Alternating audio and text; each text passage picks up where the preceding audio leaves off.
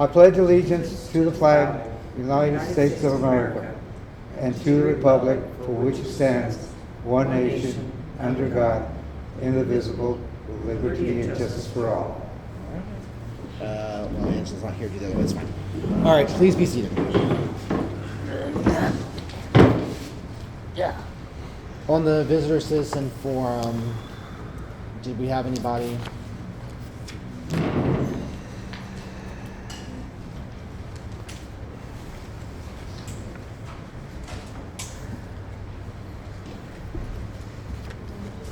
All right. All right, James. Instead of having James come under informational, I'm going to just have him do it now under the visit, because really it's no different anyways. He's just going to go ahead and brief us on the computer situation and the backup situation, our emails, and instead of waiting all the way till the end. So, go ahead. Okay, so last Friday, Rackspace basically lost their Exchange server due to an encryption hack. So it was pretty much on their part. They didn't upgrade some servers, and I think it was just due to negligence on their part. So what we had to do, or I had to do, it took me a little bit to do it, was I repointed our server from Network Solutions to Office 365. So the TX records and the MX records were pointing to 365, and then I recreated all the emails, redo passwords, and it took about 72 hours for the domain to actually switch over to go to 365. And now we're up and running with 365. I would probably, due to what happened, probably stick with 365. Just because, I mean, they're a publicly traded company, and I think they're under lawsuits now, so they may go down. So I probably wouldn't go back to Network Solutions. I would probably just stick with 365. So everything we had on our old one is on our new one? Yeah, well, emails wise, the emails themselves, we don't know yet. If they're encrypted, they may never get them back. And that's why the lawsuit's coming. Oh, so this was like a ransomware sort of thing. It's ransomware, yes. Oh, okay, gotcha. Yeah, it's all encrypted. So it's gone. Got it. It's very likely gone. They had one solution. I guess if you were being archived through Barracuda, which was like outrageously expensive, I don't think anybody would be doing that. But I think the lawsuit would probably kick them. I don't think their insurance will cover that. So they'll probably go down in some front line. So we don't have any backups of anything about. I don't, well, Dora has everything CC to her on an actual hard drive, typically within the city. Not y'all's, but it was within the city. She has everything hard copy.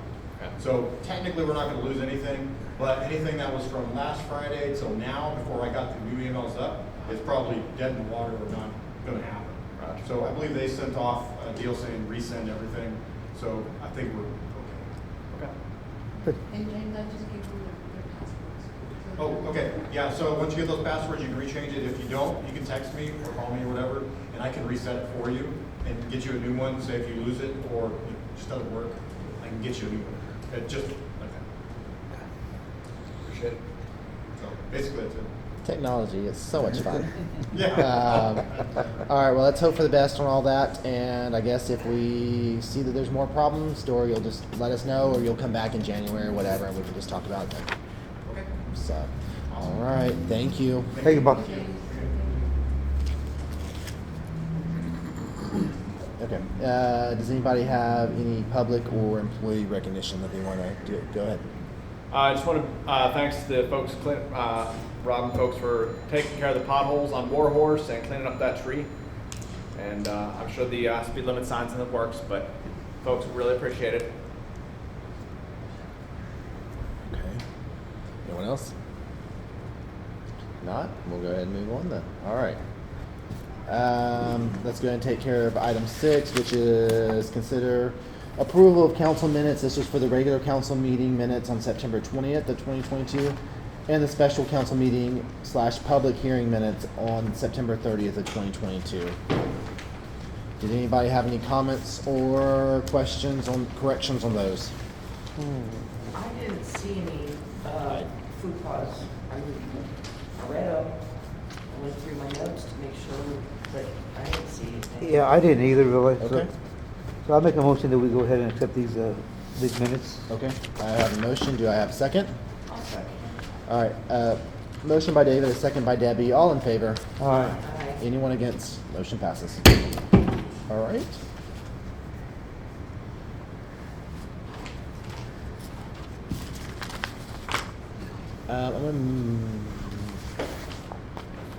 We'll take care of this real quick too, and then I'm gonna move some stuff around as soon as we get down because I know people are here for different things.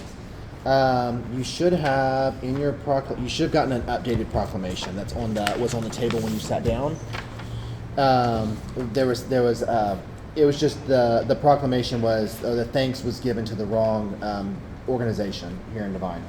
But anyways, it's item 7. Consider an act upon adopting a proclamation in support of National Wreaths Across America Day. And this is just a proclamation, like I said, y'all have it there. The one that came in the packet said Devine Garden Club, and it should have said Devine Current Events Club. So, David, I know with VFW, I'm sure you know that all of y'all have been Yes. invited for Yes. this. Actually, everybody's been invited, but I know VFW was specifically told about it. And I think it's actually cooperated some as far as helping. I've noticed there's a lot of outpouring. A lot of people have been getting involved with this. Across the community. Well, I think they had 400.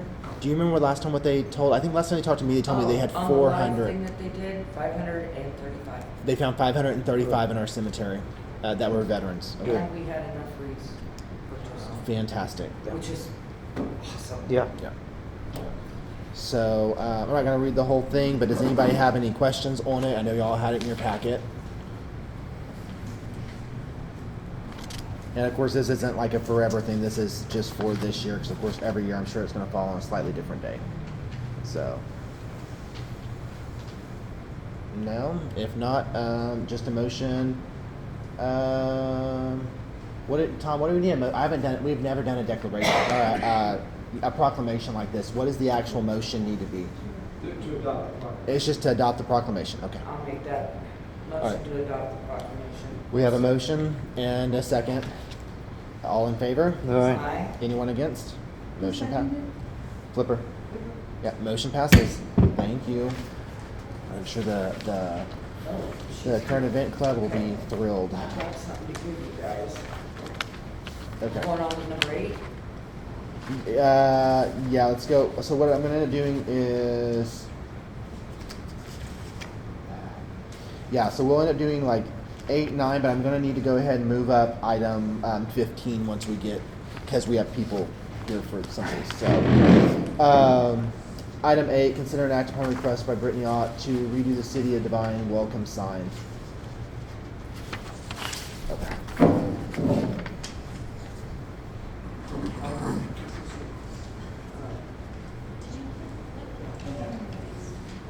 Hey Brittany, introduce yourself and let us know what you're wanting to do. Okay, I've never done this before. So It's for okay. Neon, do I just say my address? No, you're not. Oh, Well, okay. no, not really. Just introduce who you are. Okay. So I So, own 2 businesses here in Devine, and I passed by this sign that I gave y'all.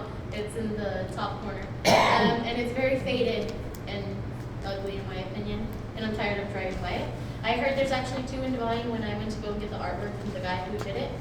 And I'm willing to redo both signs, but I just want to add my business logos at the bottom instead of the Z Graphics logo, which the Z Graphics guy is who I'm paying to do it, and he said that's fine. He would change his logo to my logo since I'm paying for it.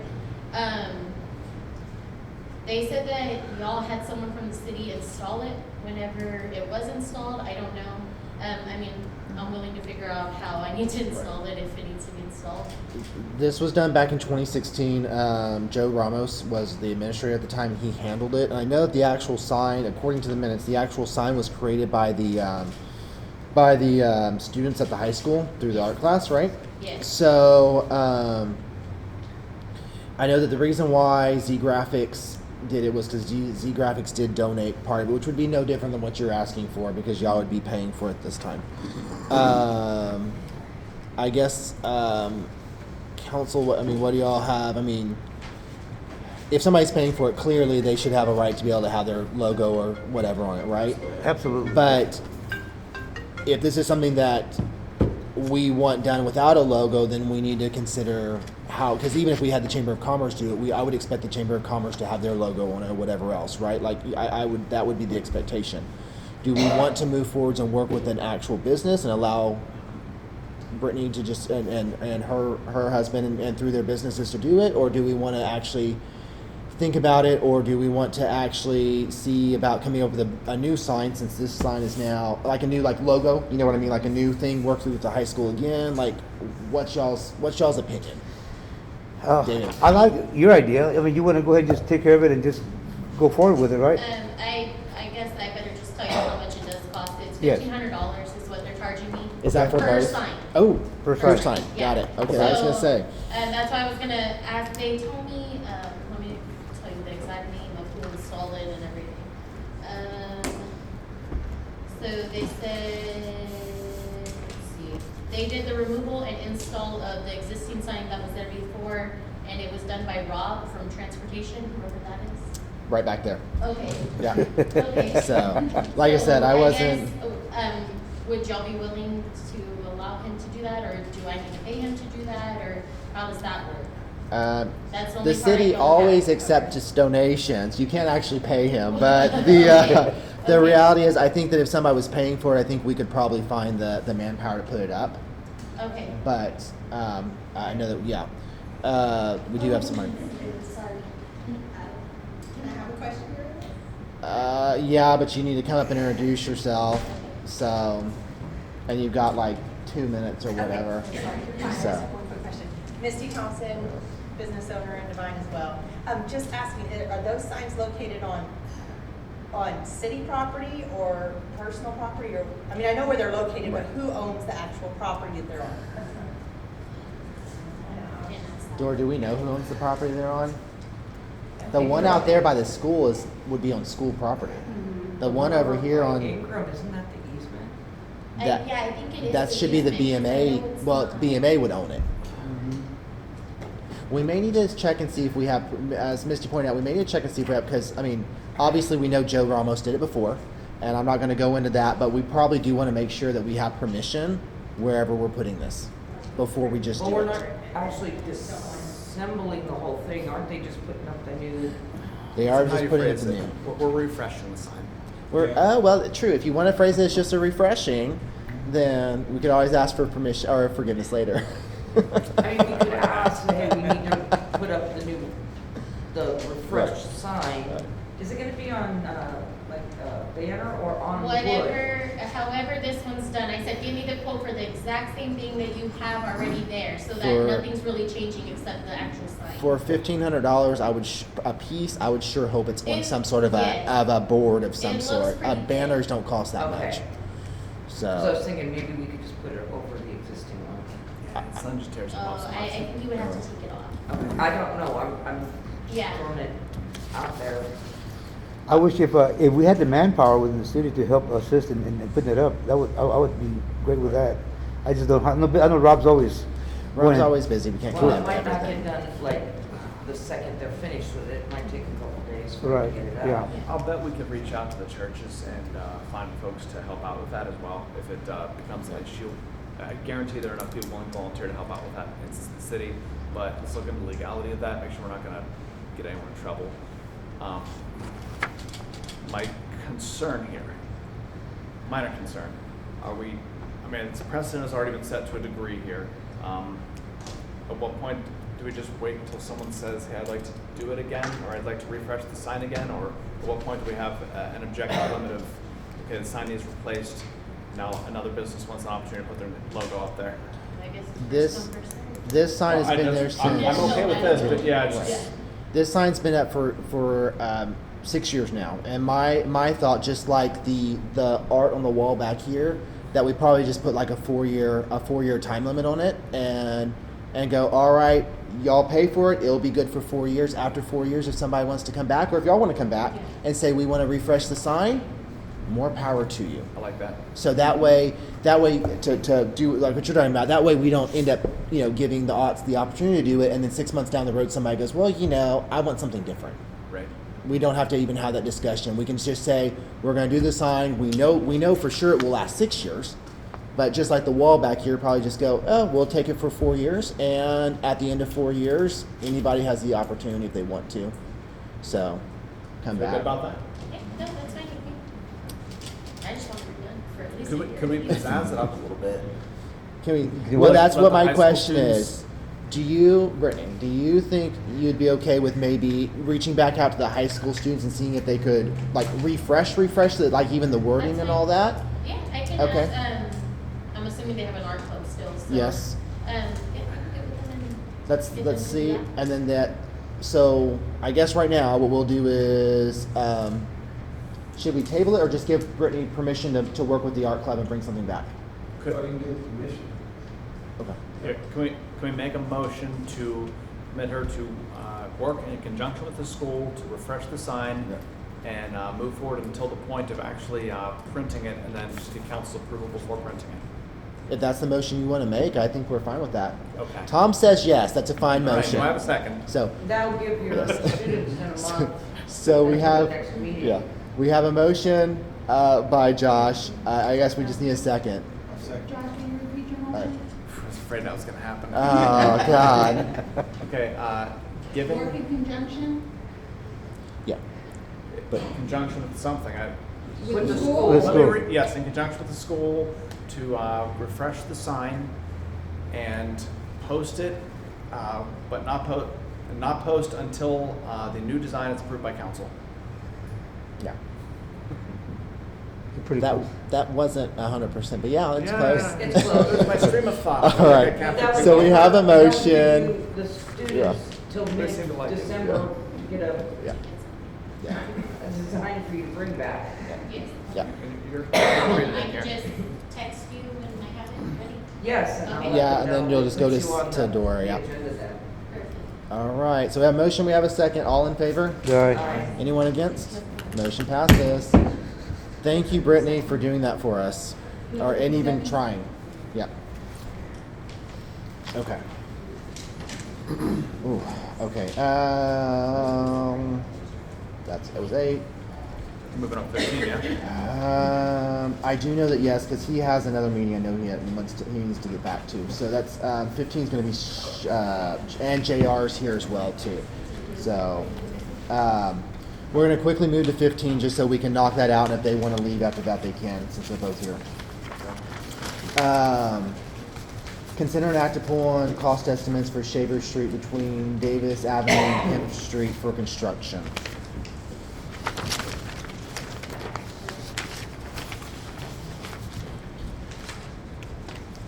How you guys doing? Great. Good, sir. As always, introduce yourself and yeah. Yeah, this is Sean Summers. Thank you, and, Sean. I'm a home builder, Summers Home Building. I've been up here several times and got an email, was asked to be here tonight. You guys were going to vote on the cost of the road construction leading up to my property. I'm pretty sure everybody's familiar with the project.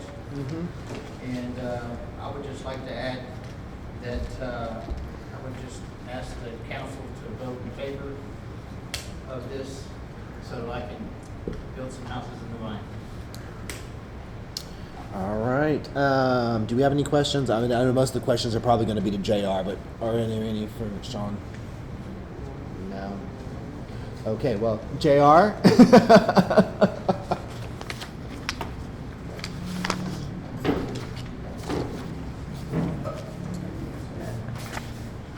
All right. So, what questions do y'all have for JR? That's the new one. Which one? Josh, we'll let you start. What's the difference between the 79 and 100,000? 79 is if the city does it, 103 is if we pay someone else to do it? Correct. Okay. And loose gravel, or loose something. The flexible base? There you go, flexible base. Yeah. It's just like the tar and chip, basically, yeah. That's like a Colite base. Oh, okay, it's the base, not the actual pavement, though. Right. Okay, cool. Yeah, there's actually going to be asphalt. Okay. Are there going to be curbs? Yes.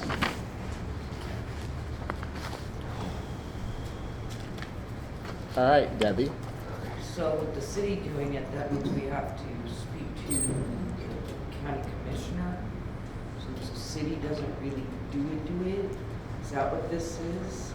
Well, yeah, what portion of the city doing it would the city actually be doing? Because obvious, like, would we actually be laying the asphalt doing it, or would we just be like, Pay for supplies. yeah, Me supplies. Okay. Yeah. but that would be working with the county then? Would be the thought on that, or who would we be working with, or entirely in-house? Actually, do it to me in-house. That's what I was thinking. Okay, so then that becomes now a Rob question. We don't have a roller and all that stuff. Yeah, we'd have to rent all that, or lease it, or whatever. Yeah. Sounds cheaper just to pay someone else to do it. Yeah. And it would actually get done. I mean, Right. they have so many other items on their thing. This would actually, if we paid somebody, we could go out, we could get it done. And we're only saving, what was it, $23,000? Yeah, it's not really a big, $33,000. It's not that much, No. considering we would have to buy, well, not buy, we'd have to somehow rent or lease or something that equipment, and then have manpower to go do it. So I don't know when the last time was our guys actually did a road. It's been a while. And, Like from scratch. It's been a long time. and we could also fall back on these folks if something, they had to go back. That's and- 100% true. If something does not work out or something's not done right, we always have the option of going back and saying that, you know, being able to dispute the project. Right, So, Well, we do have the money in the budget because we have the money from last year Mhm. that we brought Yeah. over. did we budget 103 though? Do you remember what? No, the we had mon- only budgeted 30 or 35. Yeah. But what I'm saying is we do have the funds. That's in CDs though. Excuse me? Then we put that on the CDs. Well, We still have the road fund. We have the road fund of 236, plus in the budget for this year, we have 263,000. So really, we have 500 and So something. we have about 500,000. So this 103, it's like $70,000 more than we had anticipated when we set the normal road budget. Yeah. But we have the money, it's not gonna We just stop other streets from getting done. We need to get it done. This is what we agreed to back, however many Yeah. years ago this has been now. And yeah, it got more expensive. Although honestly, we probably didn't have a complete concrete estimate even when we did originally. And of course, then we had COVID and inflation and all this other Right. stuff that added to it. And if So we're waiting longer, it's just gonna go up higher. Right. it's never going to get cheaper. Yeah. Question, did they replace water lines on, Davis? Davis, yeah. Did they replace them there yet? Yeah. Okay, cool. They're still So gonna have to add two. Yeah, this is. This is still gonna have to adding connect Well, I'm in, just thinking, yeah. do we stop at a certain point that doesn't get tore up when they? no, I think Critical all water that's lines, okay. Davis is all done right as far as the water. Rob, Davis is 100% done. They're not going to actually have to dig up Davis again for the water lines. I mean, they'll have to dig up where we connect in, but they're not going to have to dig up the entire street for water. No, we're not done on that. So there's sections that need to be. Is it going to affect Not you? on that. Not on that end. Okay. Great. All right. So that clears that up. All right. All right. Make If a motion, we do the $103,000 pay I agree contract. with it. okay. Do we need to amend on this one, or do we just pull it strictly out of the road budget? You have to do the budget. We do need to amend it, even though it's going to come out of the road budget. Okay. So, you make the motion with an amendment that we pull it out of the whatever. Yeah. I will make it. We amend the Make budget. a motion that we amend the budget and leverage the money from the budgets to pay for the $103,000. 103,693.20. $693.20 to pave Shaver, or Davis to Kemp, or Okay. Shaver Road. All right, we have a motion. Who wants to second? Second. All right, David with a second. All in favor? Aye. Anyone against? Motion passes. All right. Awesome. Let's get some houses built. Thank you. Get that property tax revenue going. And the next move, what I get? Just kind of wait and see. The next move, we're going to have to put it out for bid of some sort. JR. Yes, it's we put out to bids, put it out on city Yeah. tax to get the maximum amount of. I was going to say, will we have to do the normal paper stuff like advertising, or are we going to be able to do? Okay. Yeah, we have to by law. Okay. Outside for 15 months. So, That's 2 weeks, right? basically, you're talking into January, we should have somebody lined up, theoretically. Oh, well, you don't have specs and everything, sorry. Yeah. Oh, I can do that pretty quickly. There's a few days between Christmas and New Year's. Can't you just slide? I've got to do a cul-de-sac there, Yep. and I would like to work with.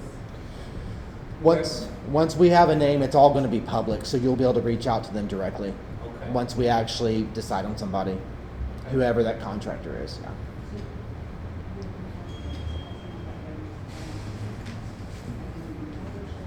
Yes. All right, thanks, guys. Awesome. Thank you. All right. You're so nice to just know. Okay. 15, that's that. And then we're going to go ahead and go back to 9. Consider an action on request by Richard Steinwolfson. I'm so sorry. There's the for sprinkler installation at 603 East Hondo Avenue. Here in front of you, you've got kind of your request. And we also have the emails back and forth as well. I know there's some more information from Dora as well, but go ahead and introduce yourself, and we'll start with you. I'm Richard Steinhoff. Okay, there we go. You're pretty close. And I'm a business owner and manager. Actually, the topic listed as the topic that should be acted upon here is not correct. I had not put in a request to add sprinklers at 603 East Hondo Avenue.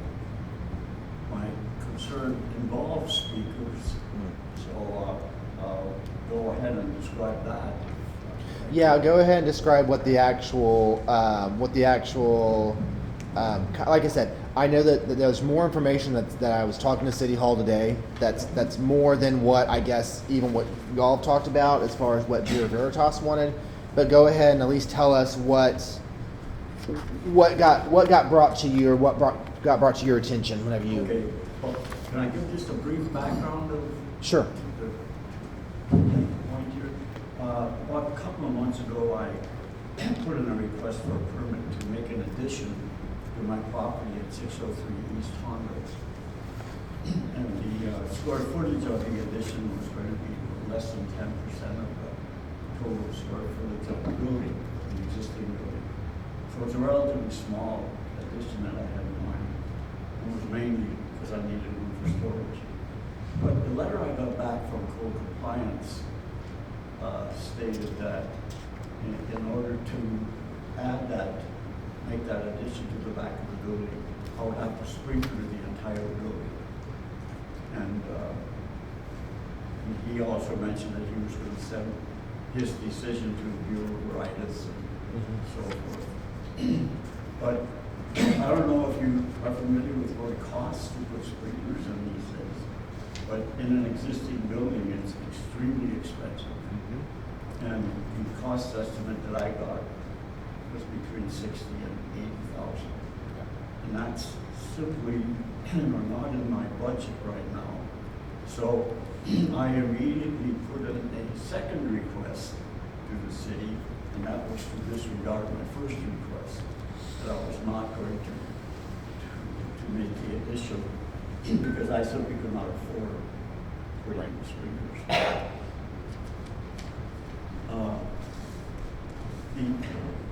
When we kind of went back and forth between Eddie Diaz and myself and Bureau of Veritas, Bureau of Veritas finally did respond. And they, in all of the emails, I got copies of the emails also, so I know what was going on. But in all of the emails that we discussed with he sent, they always said that I should be able to make the addition without doing the sprinkling, without sprinkling 3%. And in fact, let me just read the last email that I have from him. I just want to read the last statement that is letter. It says, in the strongest language I can say, I believe that the city of Devine, with not in capital letters, require a fire sprinkler system based upon my research. So my question is, even after I withdrew my initial request to make an addition to the building, Mr. Diaz had corresponded with me that he was probably going to require that I put in sprinklers anyways, regardless of whether I did the addition or not.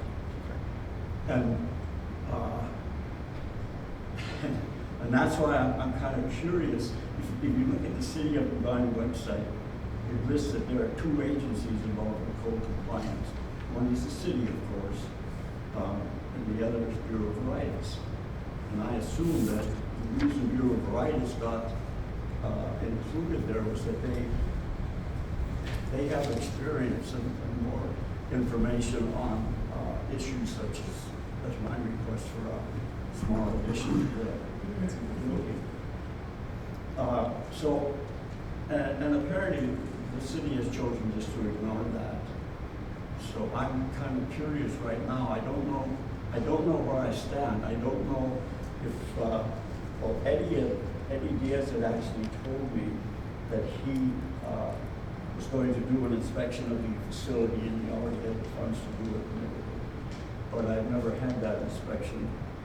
I'm sure he was just going to do it so he could say, well, we've got to put in sprinklers. But I guess what I would like to know going forward, since I have businesses here in the city of Devine and I would often have to deal with code compliance, I would like to know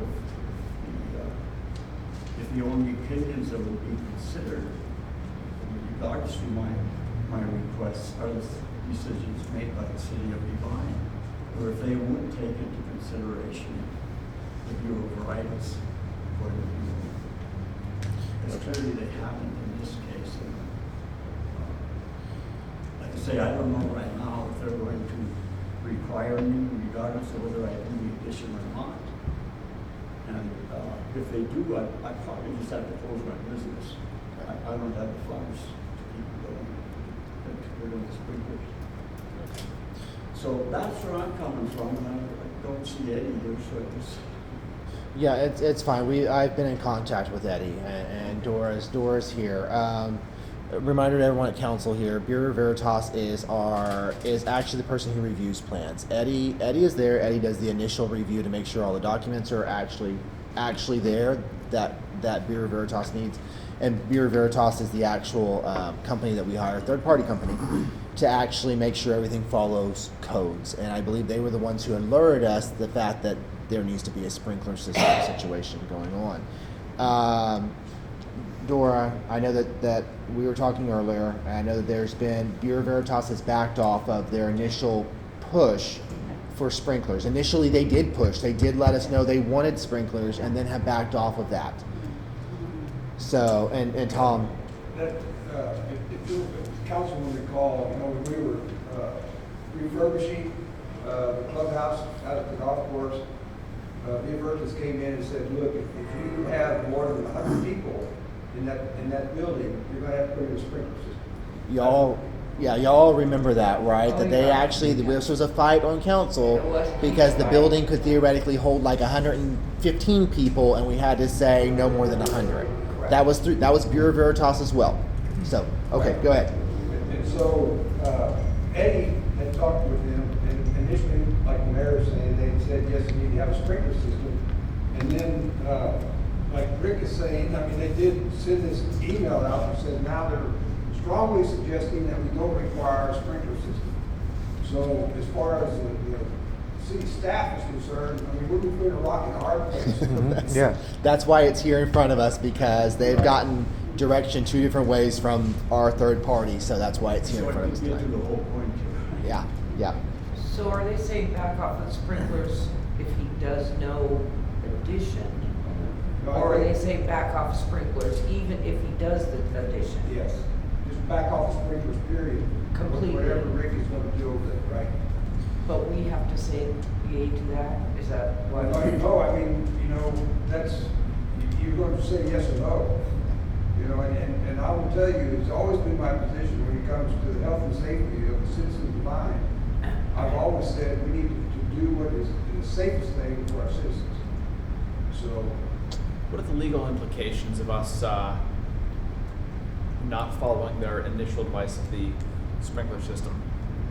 but I think, Josh, that you have the authority under the building code to grant a variance for the sprinkler system. All right? This, I guess my question goes a little deeper because I've heard too many horror stories from Bureau Veritas, and I don't. I mean, your building code is made for high-density cities. We are not one.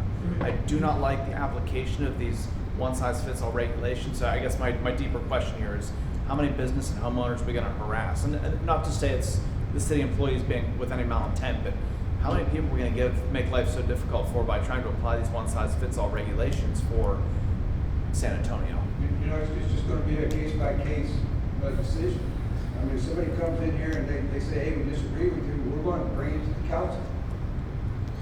The reality is, I guess, in this situation is the fact that, I mean, we're talking about Rick's. This is where the building we're talking about is Rick's, and I know that. I don't know, Josh, because you're newer here than everybody else, but I know everybody else at this table has been to Rick's at least once, and we all were aware that there is no sprinklers in them. There never has been, regardless of if it was with the daycare or with an event, whether it was a wedding or a reception or a birthday or whatever. We all knew that. The problem is that now, since it went to Bureau Veritas, right, and we officially know in a piece of paper versus just knowing in our mind, right? We actually, that's the situation that the city found themselves in, because now the city knows irrefutably with a piece of paper that this doesn't meet the actual code. But we do have the right, like Tom was pointing out, we have the right to be able to give them a variance. I mean, we all, like I said, everybody, I don't know about you, but I'm sure everybody else at this table knew or knows how that structure is. And through the emails you can see, based off of when the building was built, we really don't know what the code was circa at that point. There's all these other things, and is this the way sometimes Bureau Veritas acts? Absolutely. We dealt with it. I deal with it all the time, but we dealt with it as a council with the golf course. So, And we have them saying should not.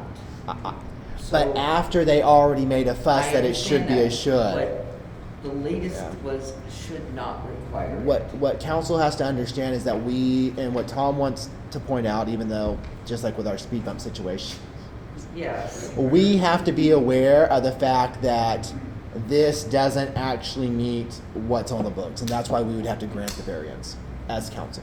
I'm curious about one thing. You mentioned that you had, you were under the understanding that it actually was required to fit in sprinklers.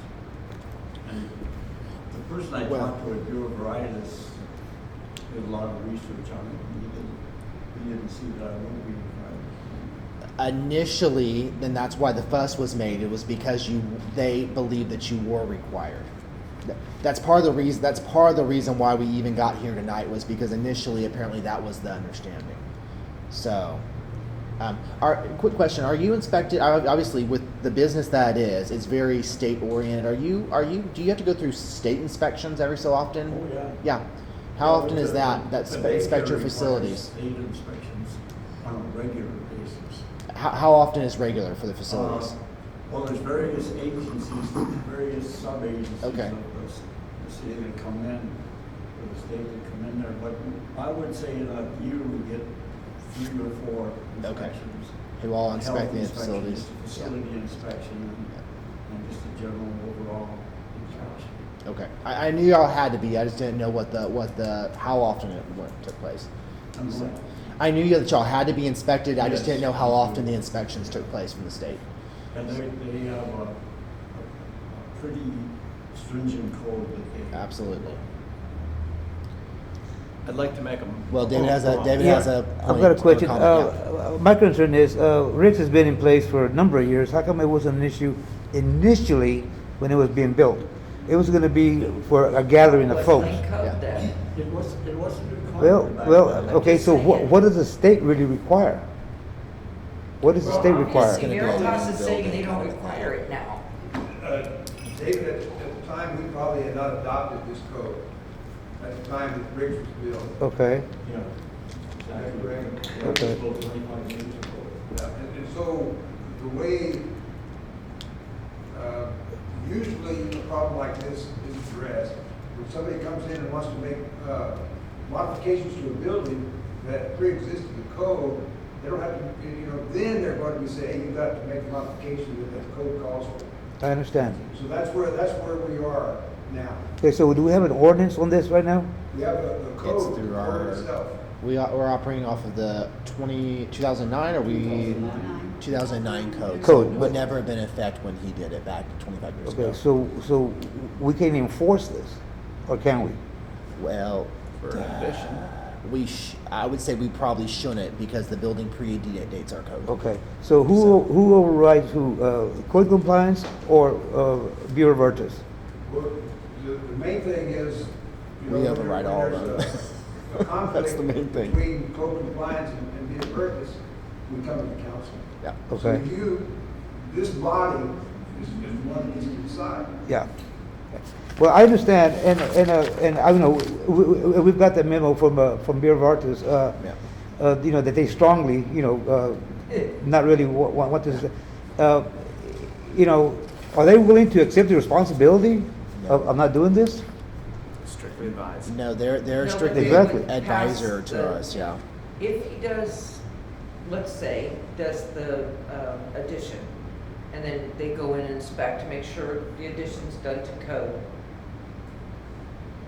they're not gonna then say he's gotta have it if we say he doesn't, correct? I would say that's Right. correct. However, it depends on what inspectors you have that day and what kind of fuss they're going to make.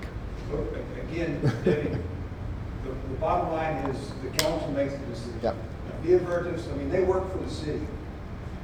And if you decide that you should grant Rick or someone else a variance from the codes, it's provided in the codes that you can do that. The city council can do that. And Eddie It's- said that Bureau Veritas does their annual fire inspection and wasn't caught then when Bureau Veritas did. For how many years? I shouldn't now? laugh, but that is Okay, funny. Yeah. Let's be real. Let's- So what it means is that you have somebody who decided they were going to be a somebody the day they Uh-huh. got this information and then decided, oh, maybe they were wrong. So, but I think the council, I may be reading the room wrong, but I think we're all in agreement just to go ahead and not require this. I'd like Yeah. to. I'd like to make a motion. Maybe we should have gotten someone else when we were doing the clubhouse. No lie. Maybe. All right, well, we'll hear Josh out on his motion, but then we'll make a decision if we want to accept that motion. I would like to make a motion that we grant a variance to Rick's for, I guess exempt them from sprinkler installation on their current structure and any addition less than 10% of the existing structure. Okay. Does that make sense? Okay. We have any discussion, or are you did okay with say that? your addition was gonna be less than 10%? Yeah, yes, I wanna make definitely sure. would be less than 10%. Okay, because I don't want him not to Right, be able to do right. it. So he withdrew and stopped his payment. Maybe If he wants to reapply, then he could reapply with this, I guess, this variance. Yep. I'll So- second his motion. All right. Denise, did you get the motion? To grant variance to rents for current and any addition of less than 10%. Okay. Does that work for you? Yes. All right. So we have a motion, we have a second. All in favor? Aye. Anyone against? Nay. Anyone abstaining? All right. Got it? Thank you for your consideration. Thank you.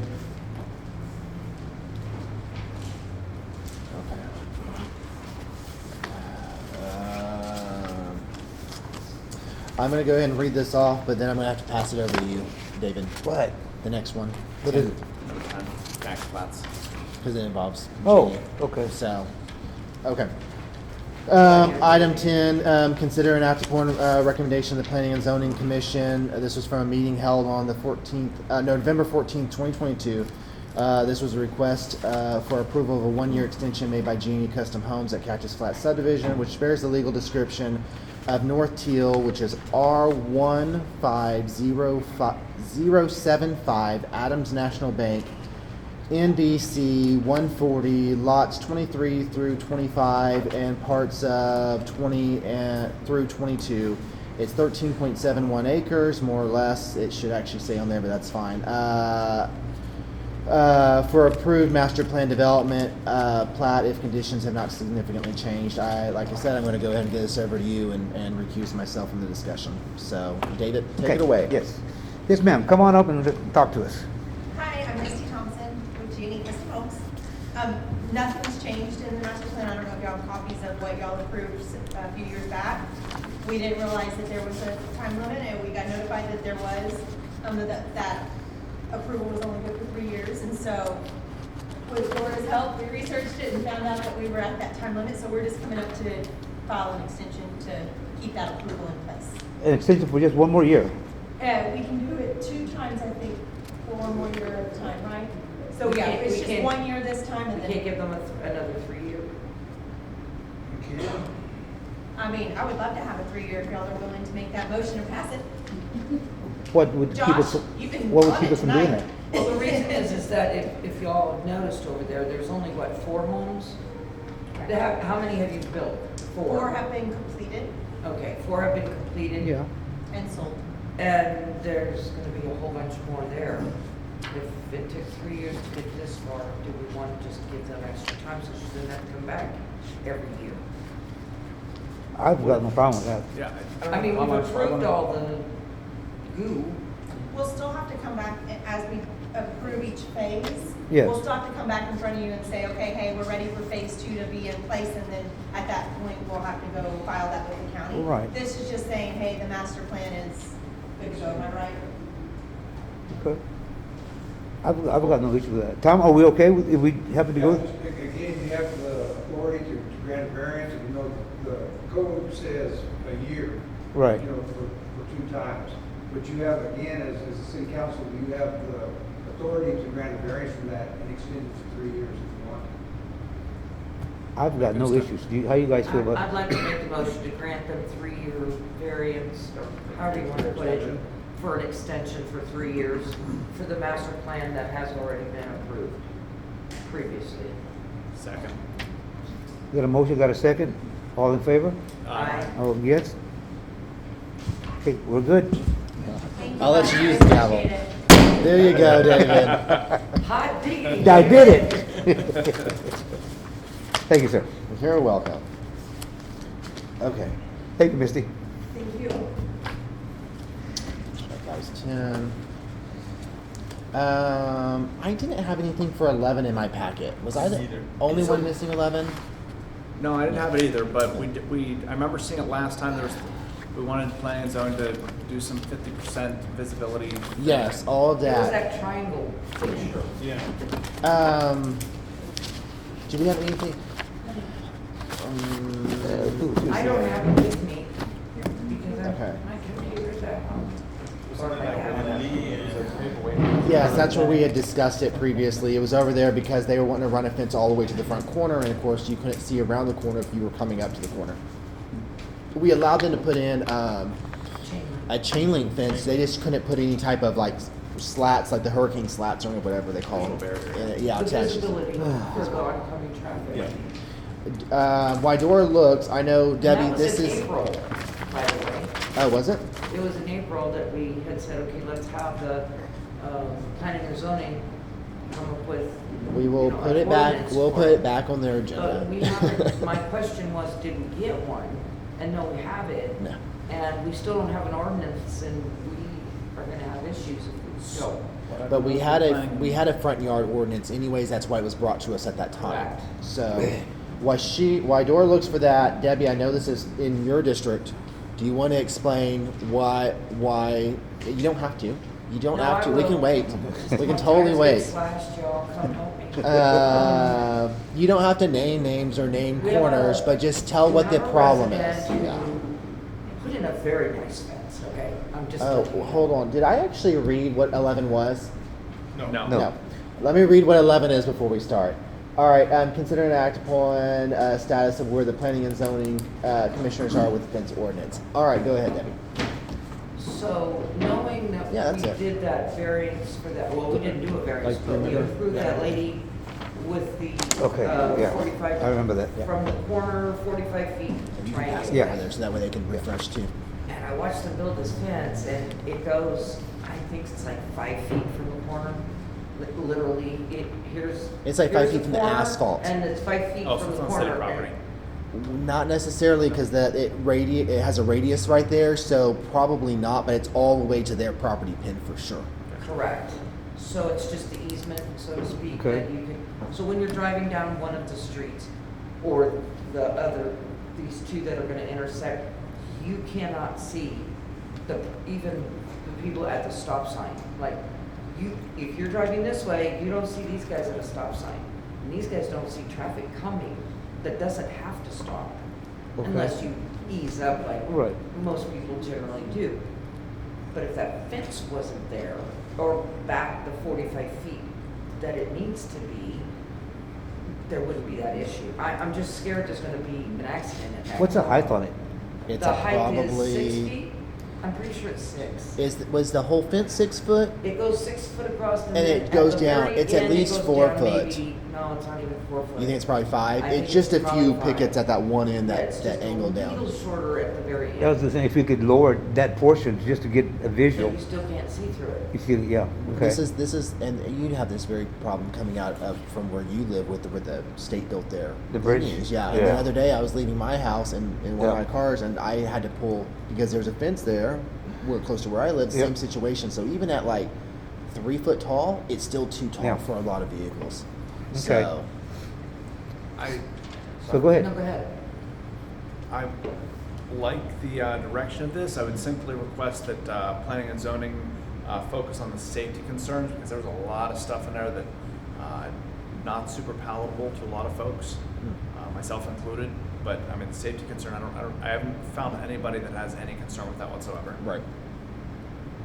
So Yeah, and since we don't have that Right. in our current Right. ordinance, but we need planning and zoning to bring it to us, don't we? Or do we have, yeah. we can't just say, Tom, add this to. We'll make sure and put it on January's agenda if they meet in January, whatever the next agenda is for them. We'll make sure and put it on that agenda. Eddie had asked when he was looking at the agenda, because we talked about it, and I told him that he would probably have to reach out to them so we could have a meeting so they could go over that. We'd have to have like a little workshop with them Yeah. for them to go over. Yeah, they just need to get it in place so they can get it to us, which is, I think, the only thing council's waiting on. So, Would you like to come and give your testimony at the P and Z? I'll be with you. Please shoot me an email when it happens. I mean, I'll be happy to go, yes. I just don't wanna like blast out the resident that's. they put, I will give them credit, they put up an extremely nice fence, It's and I beautiful. appreciate the fact that it's the prettiest fence on the block at the moment. It is. It might be in the whole like half mile, I'm just saying. It's a beautiful fence. It's just, we got a safety issue on that corner, so. Right, and I think that's what, well, that was the whole issue when Eddie came to the. Yes. You know, Eddie had that concern, we all had that concern, staff had that concern.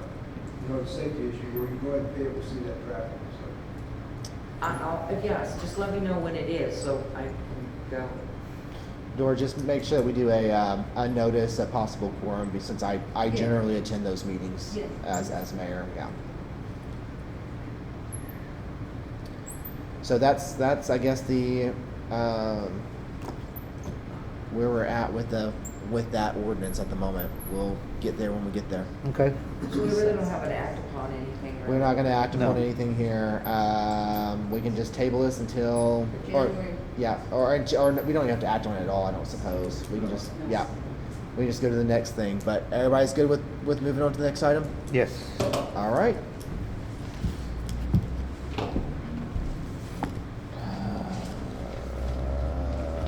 Oh, God, it's me. 12. Consider an act upon repealing Chapter 10 of the alcohol beverages. I want to apologize to council. I did not get this to y'all in time to get it into y'all's packets because, although y'all do have some stuff in front of you, a map in front of you, because, well, That's what happened to my week. It just kind of went like that. So, and even last minute, I was still doing some research, and with the help of Dora and with Eddie, and I want to thank them both for helping me make sure I was right. So, what we currently have in our ordinance, did y'all get did the council get a copy of the actual ordinance that we currently have? Yes. Okay. Everyone got from back to when it first was adopted in 74. Oh, 76. 74. Okay, so they got all of that. Yeah, they Great. got all of that. Okay, so actually y'all did get the majority of what it is. Okay. Is that when we flipped from a dry to a wet city? Yes, I'm pretty sure it must have been. Yes. Divine's always been wet. You just had to look a little bit. So. It wasn't officially. So what I did is I've had multiple requests over the years and multiple like conversations with business owners, particularly right back over here in this area. And one of the things that's not necessarily stopping them from expanding, but one of the things they would like, because they're getting requests from their customers as well, is the ability to sell alcohol within their business. But of course, these businesses are located within these zones. So if you look at this map here, you'll see this is the full city map of Devine, circa 2014 with the zones. We've changed the zones a little bit, and that's what Eddie had helped me to update on the other map that I have highlighted. Anyways, so you can see what's actually highlighted. If you flip it over, you'll see the actual zones, and anything that's in green is actually a business zone. And it could be a commercial. It should be on the stat. It was on the papers when we got here. Yeah. Here, take this one. I have an extra one. Okay, I got one. Okay, say it again now. Okay, so anything in green is a business type zone, whether it's commercial or industrial, it doesn't really matter. It's a business zone, and as we know from discussions before, we have the waterfall effect in the business zone. So that's going to be the zones where somebody could put in a shop of some sort or some sort of business of some sort. And as I was making this, I thought about you, Josh, because I know that with your thoughts on multi-use. Thank you. So this is all we have as far as commercial zone. The only thing I'm missing is a little piece out here towards Tractor Supply, which is right up there, because it kind of cuts it off in the map. But basically, just the other side of the street from Super S or Lowe's now, Ace, whatever, Tractor Supply. So that's what we have. Now, I highlighted what our core downtown should be, which is around Four Corners there. The gray circles are approximately 600 foot across, and I've tried to be as accurate as possible. Forgive me. To actually get this 100% right, I would have to sit down and measure each church on the ground physically in person. Wasn't going to happen. Well, we've got a lot of other churches that aren't officially on a map too. One. I know, and that was going to be my next thing. I know I'm missing churches here because there are churches that aren't necessarily on this map that meet in other buildings that aren't reflected here. Anyways, nevertheless, right now we have a 300-foot radius basically from the front door of a church is how they measure it. Not 100% accurate, I'll tell you, because really you gotta measure down a sidewalk and around a corner, but whatever. Anything in red represents the school circles around school-owned property, and the blue circles represent where we actually had churches up until just a couple of years ago. And you can see, like downtown, actually where we're sitting now, we are entirely encased in that 300-foot circle area between the two that were here. So my desire is to get rid of certain sections. So of the ordinance. So in section, you have here, right, in the multiple years. But in section 10.1, that's where we see the 300-foot rule, and that rule is actually allowable through the state of Texas, just like the ability to get rid of it is allowable through the state of Texas. It comes down to this council, right, that meets here at this table. If we want it, it's this council. If we don't want it, it's still this council. We make that decision. And again, I want to thank Dora and Eddie for looking through the records, because obviously 1976 is now 47 years ago almost. In less than a month, it will be 47 years ago. So, But when she was going through to try to find this 300, when the 300 foot was put in place, I initially asked her to look at the records because I wanted to know what the reasoning was. You know, like, why was this adopted? And it turns out we can't actually find when it was adopted. We found the 1990, right? We found the 1981. We found the 1976. But none of those actually relate to the 300 foot rule. I know, Dora, you haven't come across anything else in that. And I think you said there was a meeting around 2000, but that also had nothing to do with this rule. It had to do with other things in Chapter 10, but actually it didn't have to do with Chapter 10 at all. I think you found it was mislabeled or something along those lines. In the old code of ordinance, it was Chapter 3, and that's when Oh, the that's city right. administrator at that time was trying to, she created a committee to look at each chapter to try to amend, and so she would put different people in that committee to kind of look, but then it kind of went. It didn't get. She finished, they stopped at that. Yeah, chapter. the 2001 didn't get. What happened is it didn't get labeled correctly. Essentially, is what she found out when they were amending. They didn't label it correctly. So I guess the question, what does this mean? So what it means is that it was either put in place without a council vote when it was put in place, and that could have been done either by like a rogue city manager or a rogue code compliance or rogue city attorney, even a rogue mayor possibly. I don't think that's what happened though. It's also possible that it probably that it could have slid in when they were voting on one of these other ones that you have here. It was part of that paperwork, but it wasn't actually mentioned in the minutes. And that could have been 70, like I said, 90, 81, 76. Or also it could have been somehow not noted correctly in the minutes, which I know, Dora, you've come across stuff like this in the past where the minutes were not reflective of the actual meeting. Because unlike what Dora does for us now, where we have entire paragraphs and sentences of what happened, old minutes don't look like that. They look like there was an item and they voted and this was the vote and it went on the books. We don't have all that. Nevertheless, we don't really enforce this anyways, 100%. For probably 15 to 20 years, when Fall Festival had their beer booth right out here, they were within 300 foot of the Fun Church, which sat right back here, in the church that was previous to it. The VFW is within 300 foot of school property and within 300 foot of a church. And when they do Oktoberfest at the Catholic Church, obviously that's on church property and within 300 foot of a school and within 300 foot of the Baptist church across the street. So we really don't enforce this per se. And I do know that when people come, and Dora can attest to this, when people come and say, look, I have a building, and recently there was a building kind of over by Hurley's area, and they're like thinking about buying it, kind of want to put in a shop, we want to sell alcohol.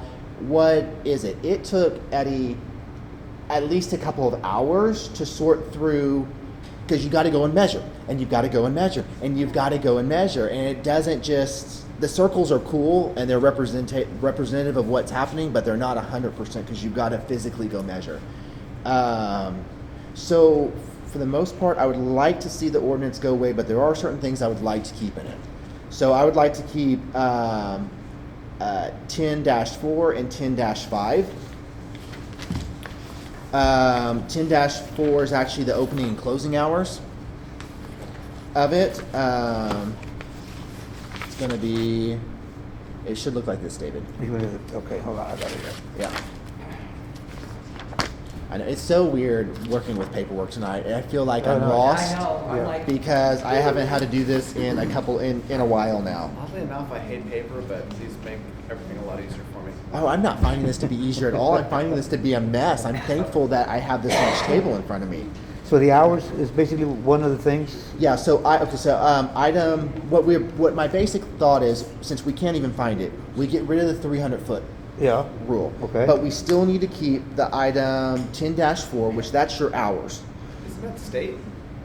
And I do think it reflects the state. I don't know. Well, we only go till 1 a.m. Technically, we should be able to allow to go 2 a.m. I think the state is. And I think we actually allow them to go to 2 a.m., even though I don't think our code. It's the last 2 pages of your packet. Oh, The ordinance. okay. We amended back in 08. Okay. Oh, wait a minute. Where it shows the 2 a.m. Yeah. Okay. And that does reflect state, right? State rules are basically Yes. along those lines, yeah. Okay. So that's a state rule.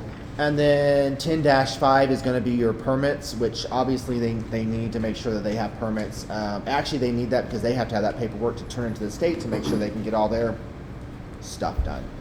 So since the state already required or mandates those hours, could we get rid of 10-4 as well?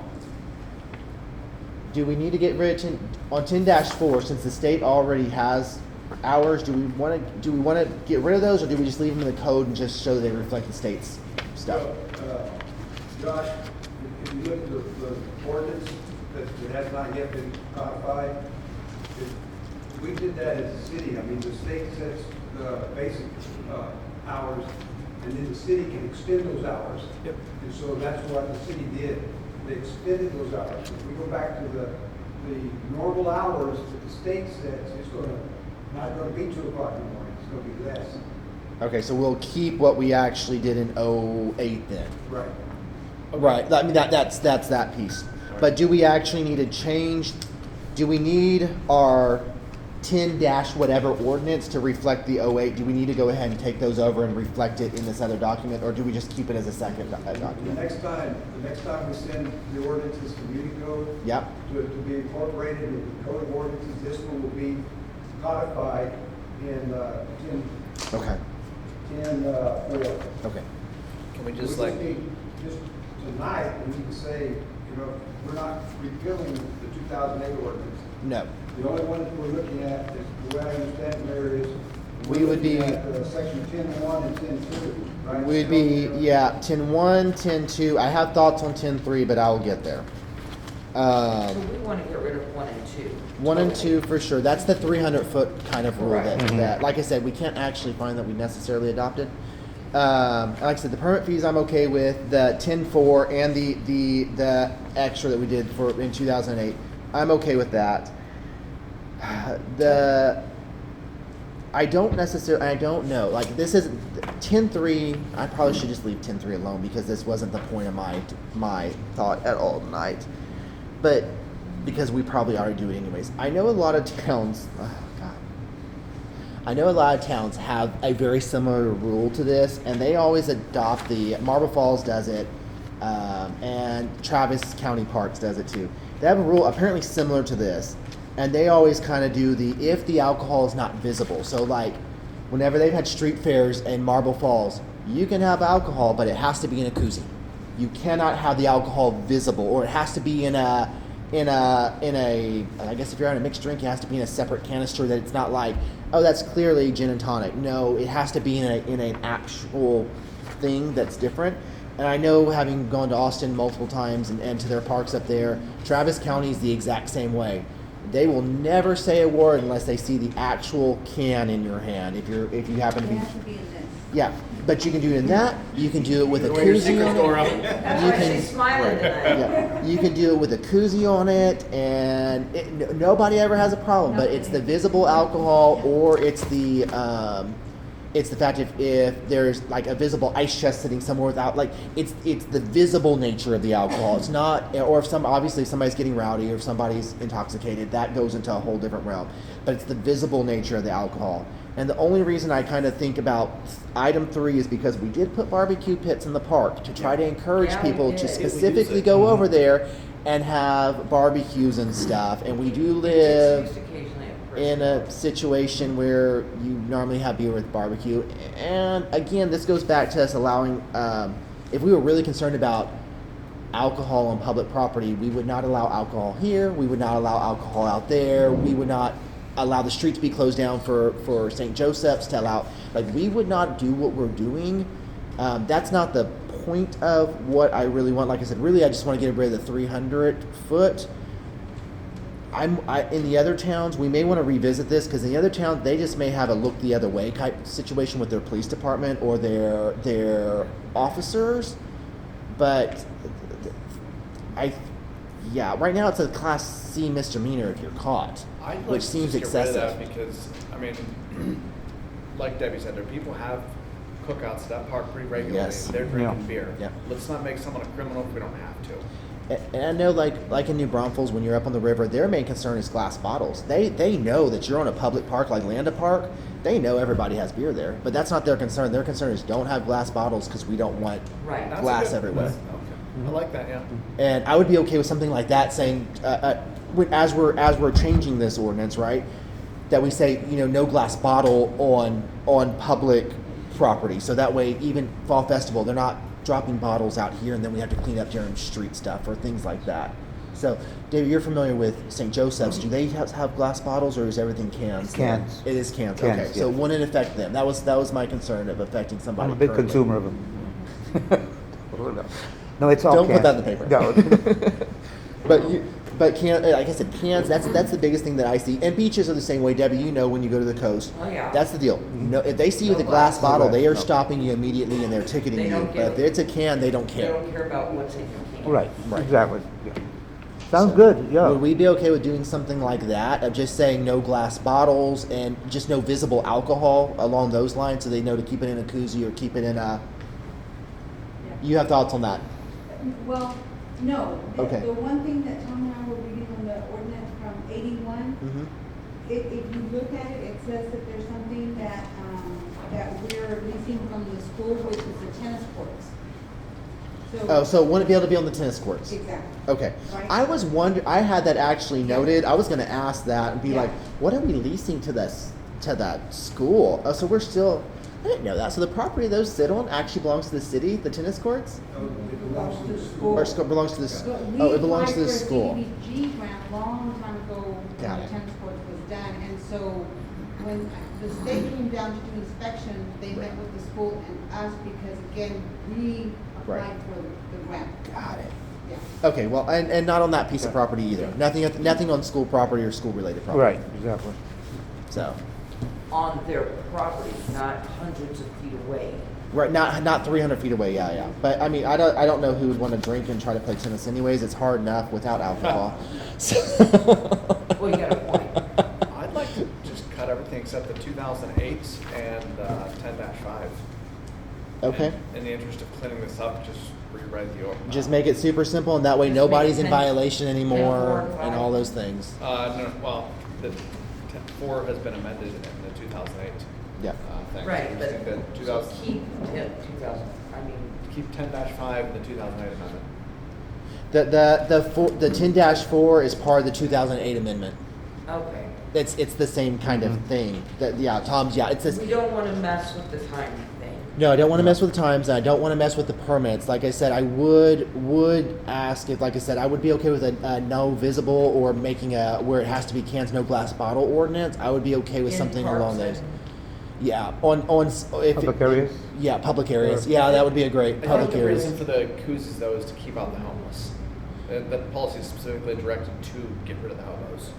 So I don't know that you necessarily need the koozie thing. The glass bottles Yeah, makes but a lot if of it's sense. visible, then we don't want to put that in here. Right. I mean, we can, as you're pointing out, Josh, we can try it with nothing, and if we see we can always come back. I mean, we are at, this is an ever evolving document for as far as it concerns the city.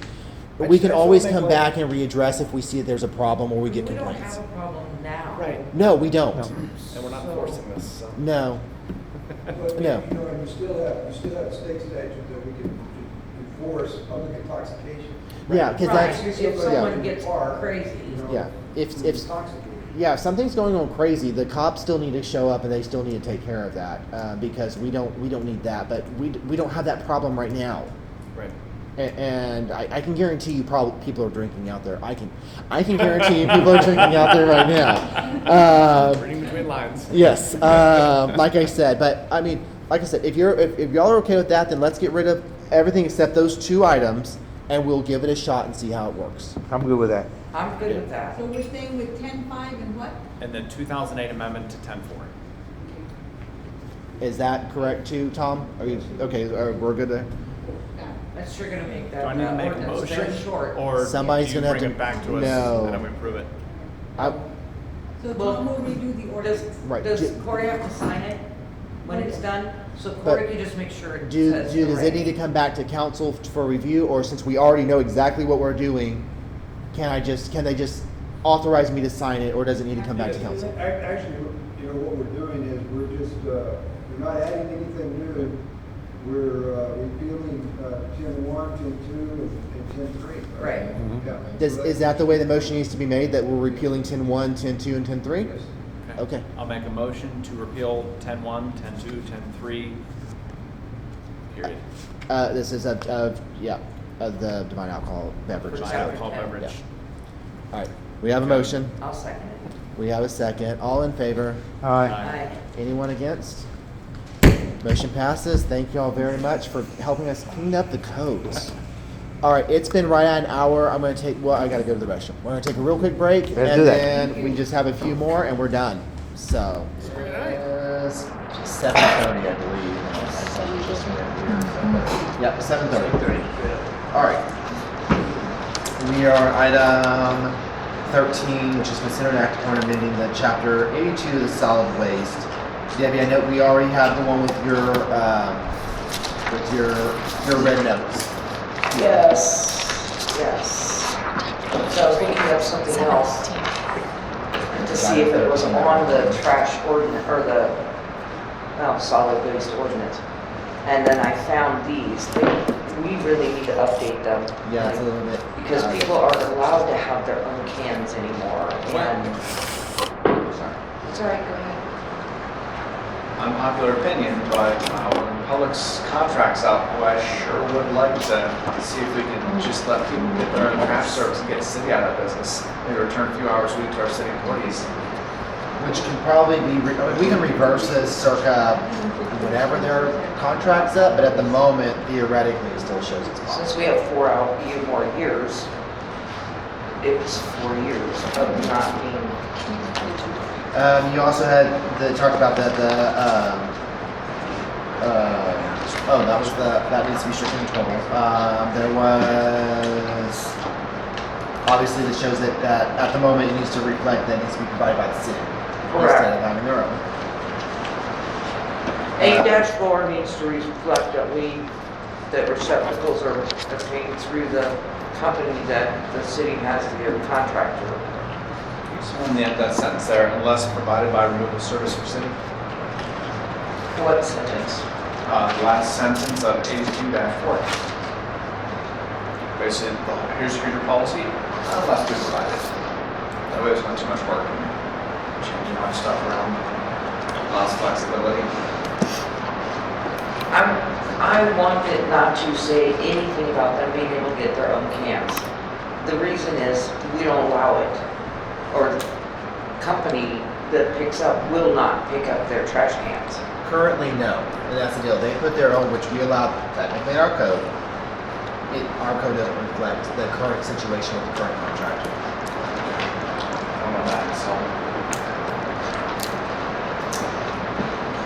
Yeah, is that what you want to try to get rid of and have people get their own contractor? Allow them the option to choose their own contractor. Yeah. That's like 4 years away though. Right. Yeah. Would that work? Yeah. Think that would? It would. You would just have to probably submit something to the city saying that you adopt it. Yeah. And there's almost like a rental agreement with the, like, when, say somebody rents a house and they have to go to the city and get water turned on, they have to show which rental contract. Right. So, Josh is already prepping to be here in 4 years, so I'll just let that be what. Let me stew on that part first. You may change your mind when you're like, 4 more years, wait a second. And 82.8, or -8, it all says, if you have an alleyway, put your trash in the alley, and we don't pick up in the And we alley. need that gone entirely Ever. because we don't need anybody ever citing that. So that all needs to be strict. 82-9 also references alley a couple times. To be honest with you, I didn't get any further than that. I saw these things and went, no. Well, that's a good point. I think Yeah. just do a control F look for anywhere that says alley and replace it with street or curb. And then there was something I wanted to add to it. You go ahead, because I agree that you need to add it. So I've had, in the last 2 weeks, multiple people contact me wanting us to put it in the ordinance that people have to, after the trash has been picked up, take their trash can back to their house or the garage or the behind the fence or wherever it was. Because we have people that leave them either in the street or on the curb right next to the street. I put it out to Facebook world and asked, what are your thoughts? I got people from all districts actually answered me, You but did, I read those as well. the majority says put them away. Now, there's a couple that had said, just let people be. And Well- I had to laugh, I'm like, And in this case, I'll generally agree with you.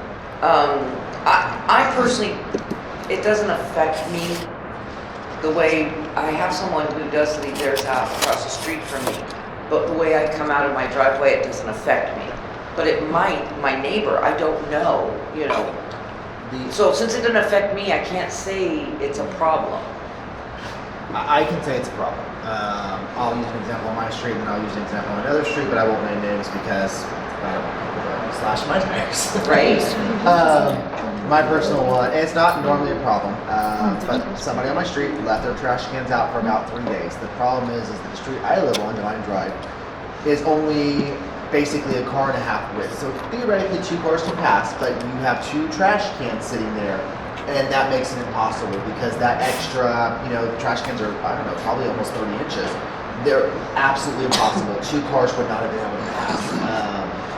The other situation, similar to what you're talking about, but you don't deal with it, is somebody that I know on a street that's over that way.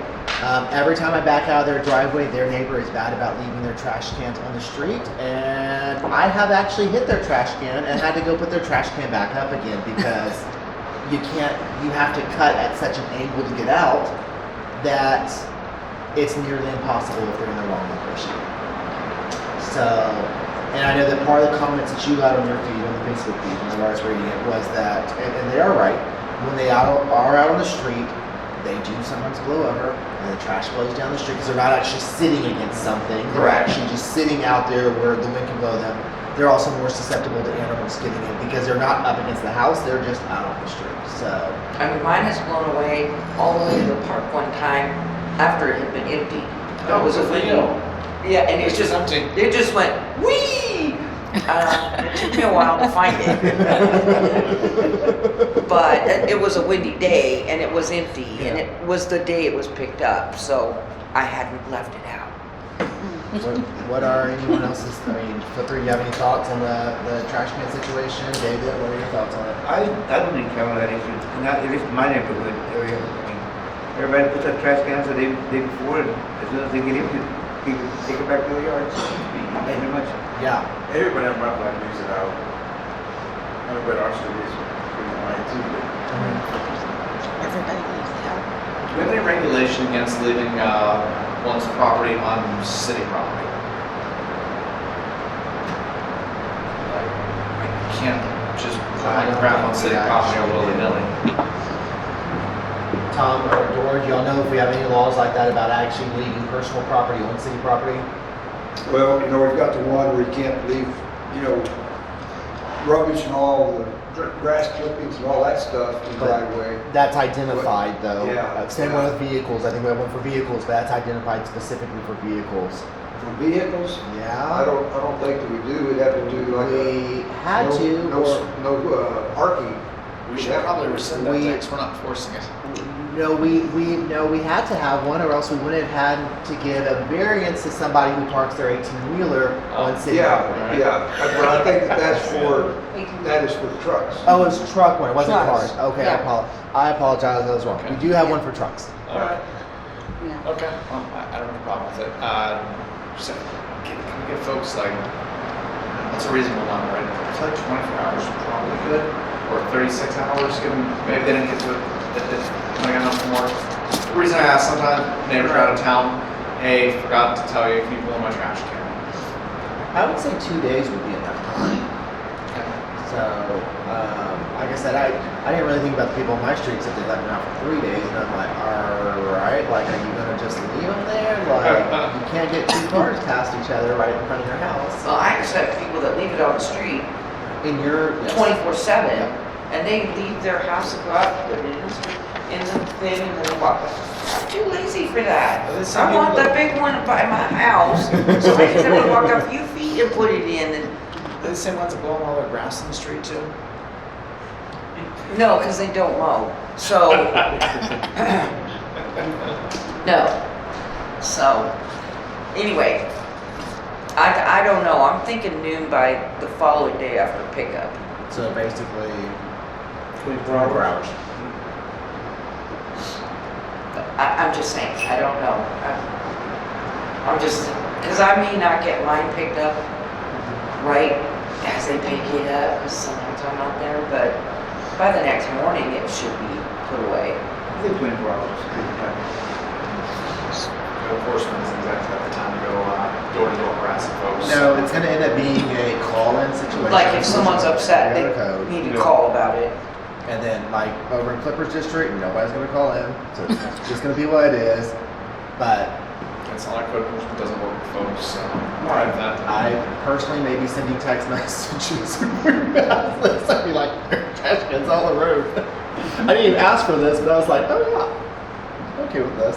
So like I said, it's just a matter of, and Flipper, like you said, in your neighborhood, the streets are very wide, and it's just really being aware of your surroundings. Yeah. But like in your neighborhood, they don't do it really at all.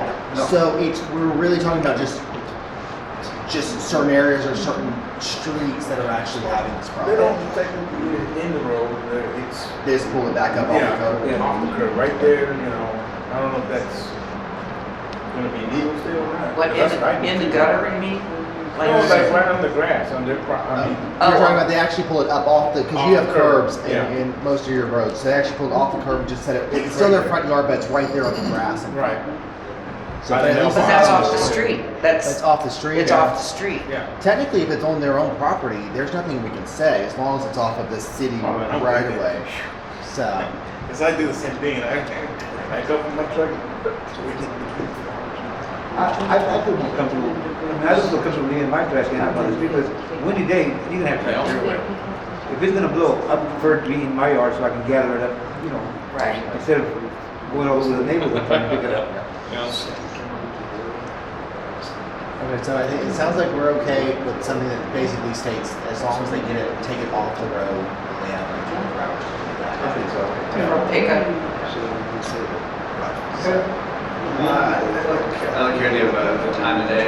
Oh, right. Before Well, 3 that's a.m. true. lunchtime. It's not supposed to be at 4 a.m. No, it's It is not. that. But Well, okay. It's It is, supposed to be. The truck should stop them crossing the street, but I don't want to find out and turn the road kill. Yep, I know. So, So if you wanna- it happens to come across earlier than 7, Huh? what is our contract, 7? I think they start picking up at 6. Or 6. Yeah, If it's 6 in the if morning. it's earlier than 6, please Yeah. report it. But Tom and I were discussing it on when he amends all of this, when y'all take action for him to amend this. He was talking about like some people sometimes, depending on the area of town, they may not get picked up till noon. Yeah, or later. So you were saying, If we could say something like, you have to remove your trash can from the right of way by 5 p.m. of the day following the So, trash. so can. instead of being noon the day following, it would be 5 p.m. the day following. 5 p.m. Yeah. Which would still work, that would give them plenty of time. Mine usually gets about 10:30, 11. Yeah, midday. yeah, so it just varies the, you know, Right, yeah. where Then they're we have an at. objective measure for code enforcement to say. you Correct. did. Cool. Okay, so, oh, I'm sorry, go ahead. 82-10, the fifth line, in the event the owner chooses to utilize roll-off container, I'd like to remove that sentence.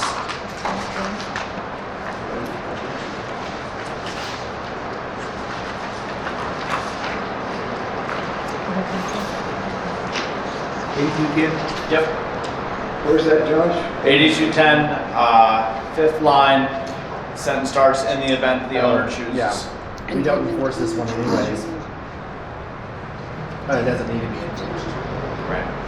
That's saying the fact that if you have a roll-off container we're supposed to be using, or somebody would have to use, in this case, for public employment. So, My neighborhood. Like I said, we haven't enforced it as far as I know. As long as I know. Yeah, I give you the ordinance.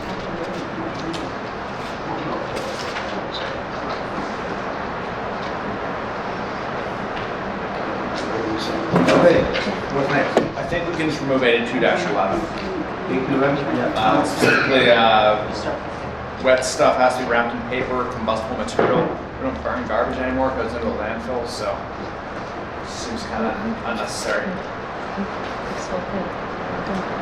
Yeah, nobody does that either. Yeah. So we can get rid of 11? Nobody actually does. So Yeah, remove that's- 11? 11 totally. And then on 10, I was trying to get Tom up to speed. In the event, that's where you want to remove that part. Yep. Okay. Do you have any others? There's another one here, I don't know what I think it is, it's something about, oh, right, 82-9B. I don't know if we need to keep that, because the way they currently pick up the trash with the big cloths, and if we're gonna mandate people cut it into small 100-pound pieces, kind of cloths, I don't know, it doesn't seem necessary. Well, It's fine. they won't pick it up right now unless it's brush day.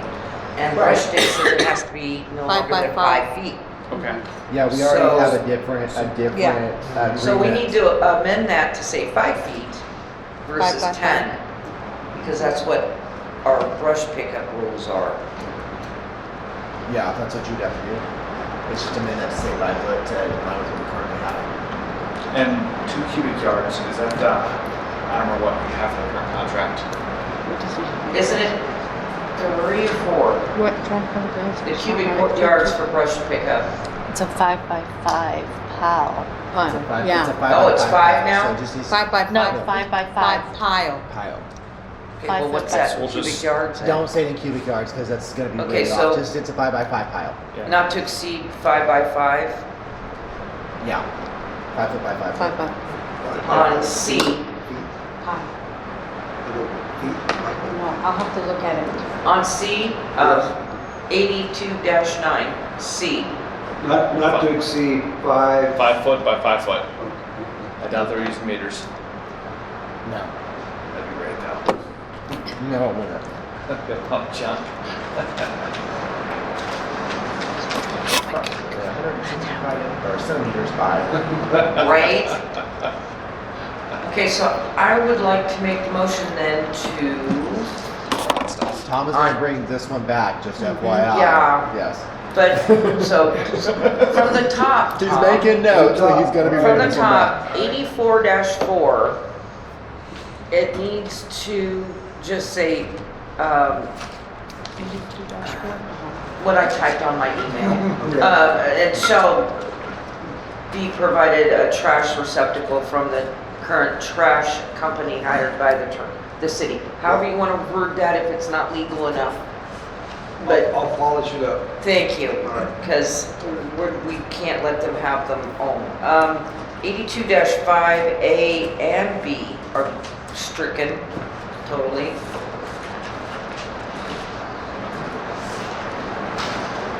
And then 82-8, pretty much you're gonna get rid of everything there. Because there's no alley service, I don't know how to write that. We want the waste cans must be on the curb or street for pickup.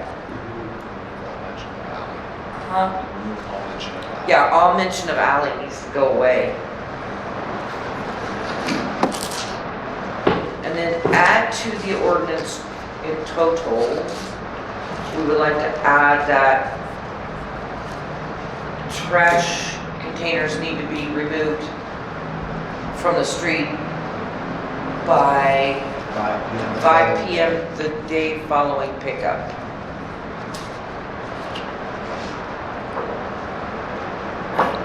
Did I miss one? You got it. Oh yeah. Don't forget 82-9, the 5 feet and the 5 by 5. But I saw him writing that down Yeah. before.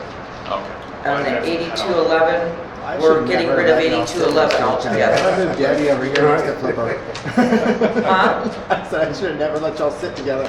Should have moved you over here next to Flipper. Yeah. But that's okay, because Flipper would do it with me. He'd be going, It's okay, shut it's up, just stuff that Debbie. needs to be done, it's just, yeah. But this Make way it- we have make at it least reflect one what we ordinance currently that'll be kind of up to date. Yeah. All right, Tom, when you get that together, if we can just have it by the next regular council meeting. In January. Alrighty. So we don't have to take action. We're gonna, how do we wanna take action on this? Just, or do we just wanna wait till the ordinance gets in front of us? Yeah. No, we're not gonna take any action. Cool. Okay, It's all good. I forgot this one. I was over here happily eating cake and forgot about this one. 14, consider an act upon settlement agreement and release of plane for airport hangars 8, 8A, and 10. Whose children are we selling to get this money? We're gonna go into executive session. No, sorry, we're not gonna go into executive session on this one. You can if you want. Do we wanna go into executive session on this item for questions, or do we want the questions to be public? I mean, because I know y'all have questions for Tom, I have questions for Tom too.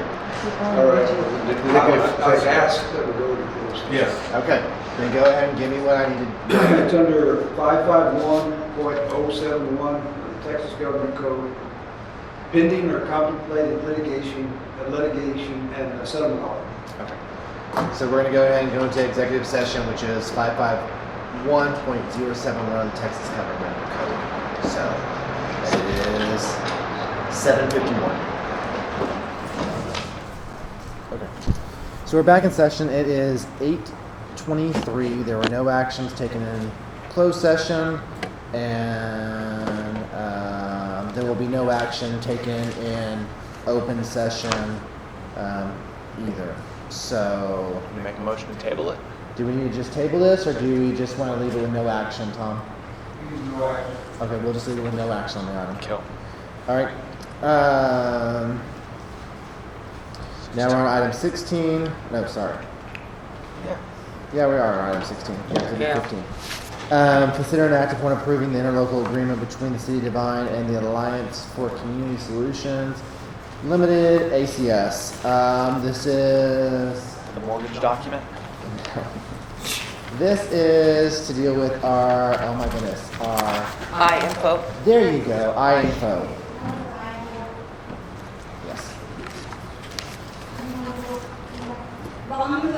That's fine. This,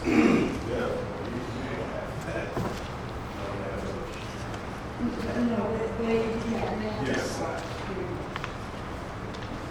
So it's just, it's the Meade County has this, so we're just becoming part of that system. A lot more detail.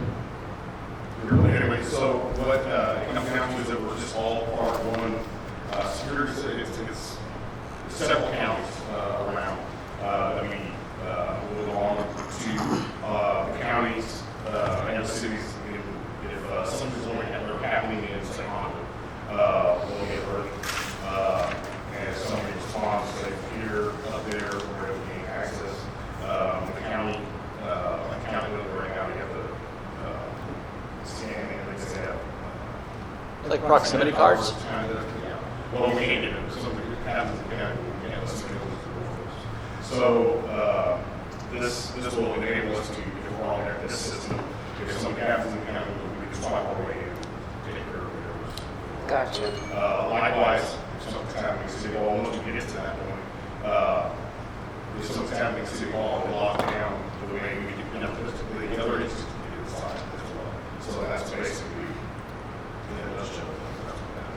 However, it goes way past here, way past when you can have, it goes to the through, and they're just, so we're able to respond and have access to it. Not just, that's part of it, but it's just a network of security. Okay. Is this going to be replacing the current info that we have, or is this just No. addition to it? The IFO stays the same. Okay. This is going to be more of a multi-county Right. And this system. There's not an alert you don't get. It's, this is basically to the agencies that need to know. what's Right. going on. Right. You're not the general public. Yeah. Have you ever messed with this system before? We've seen it because the county's been using it for. Oh, okay, this is already what Yes. the county, the county's already had it for a few years, wow, We okay. just don't have access to it. Yeah, we don't have access because we're not part of it. But this just enables us to become part of that system. What is this costing? What is it costing? It's in the budget.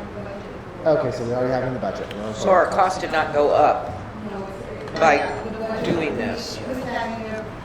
Knowing that this was gonna be coming at some We're point. gonna get into this one. Okay. Any questions to Rob? Will this work in conjunction with emergency management? Will, I mean, if need be? Yes, if need be. Right. It has a lot of growth. Yes, yes. Okay, so it's tied in together It's somehow? all tied. Yes, okay. Still Good. includes school. Yes. I should say. Okay. I'll just use that as an example, but, all right, we lock the school down, we can't even get in there without having to drive a truck through the door, or breaking the door, we can just lock I it. see. If you have access to it. Right. School's not that way, so, but they're, everybody's working with that, so, but this is the beginning. Okay. Thanks, great. Alright, if there's no other discussion, I'll hear a motion to go ahead and enter into this interlocal agreement between us and the Alliance for Community Solutions. Also move there. I have a motion and a second. All in favor? Anyone against? Motion passes. Alright, 17, consider an act upon applications / resumes for city administrator or to advertise. Tom, what's the code on this one? That's federal code 551.074, discuss employment. Alright, so we're gonna go ahead and go into executive session, and this is with government code 551.074 of the Texas Government Code. It is 8:29.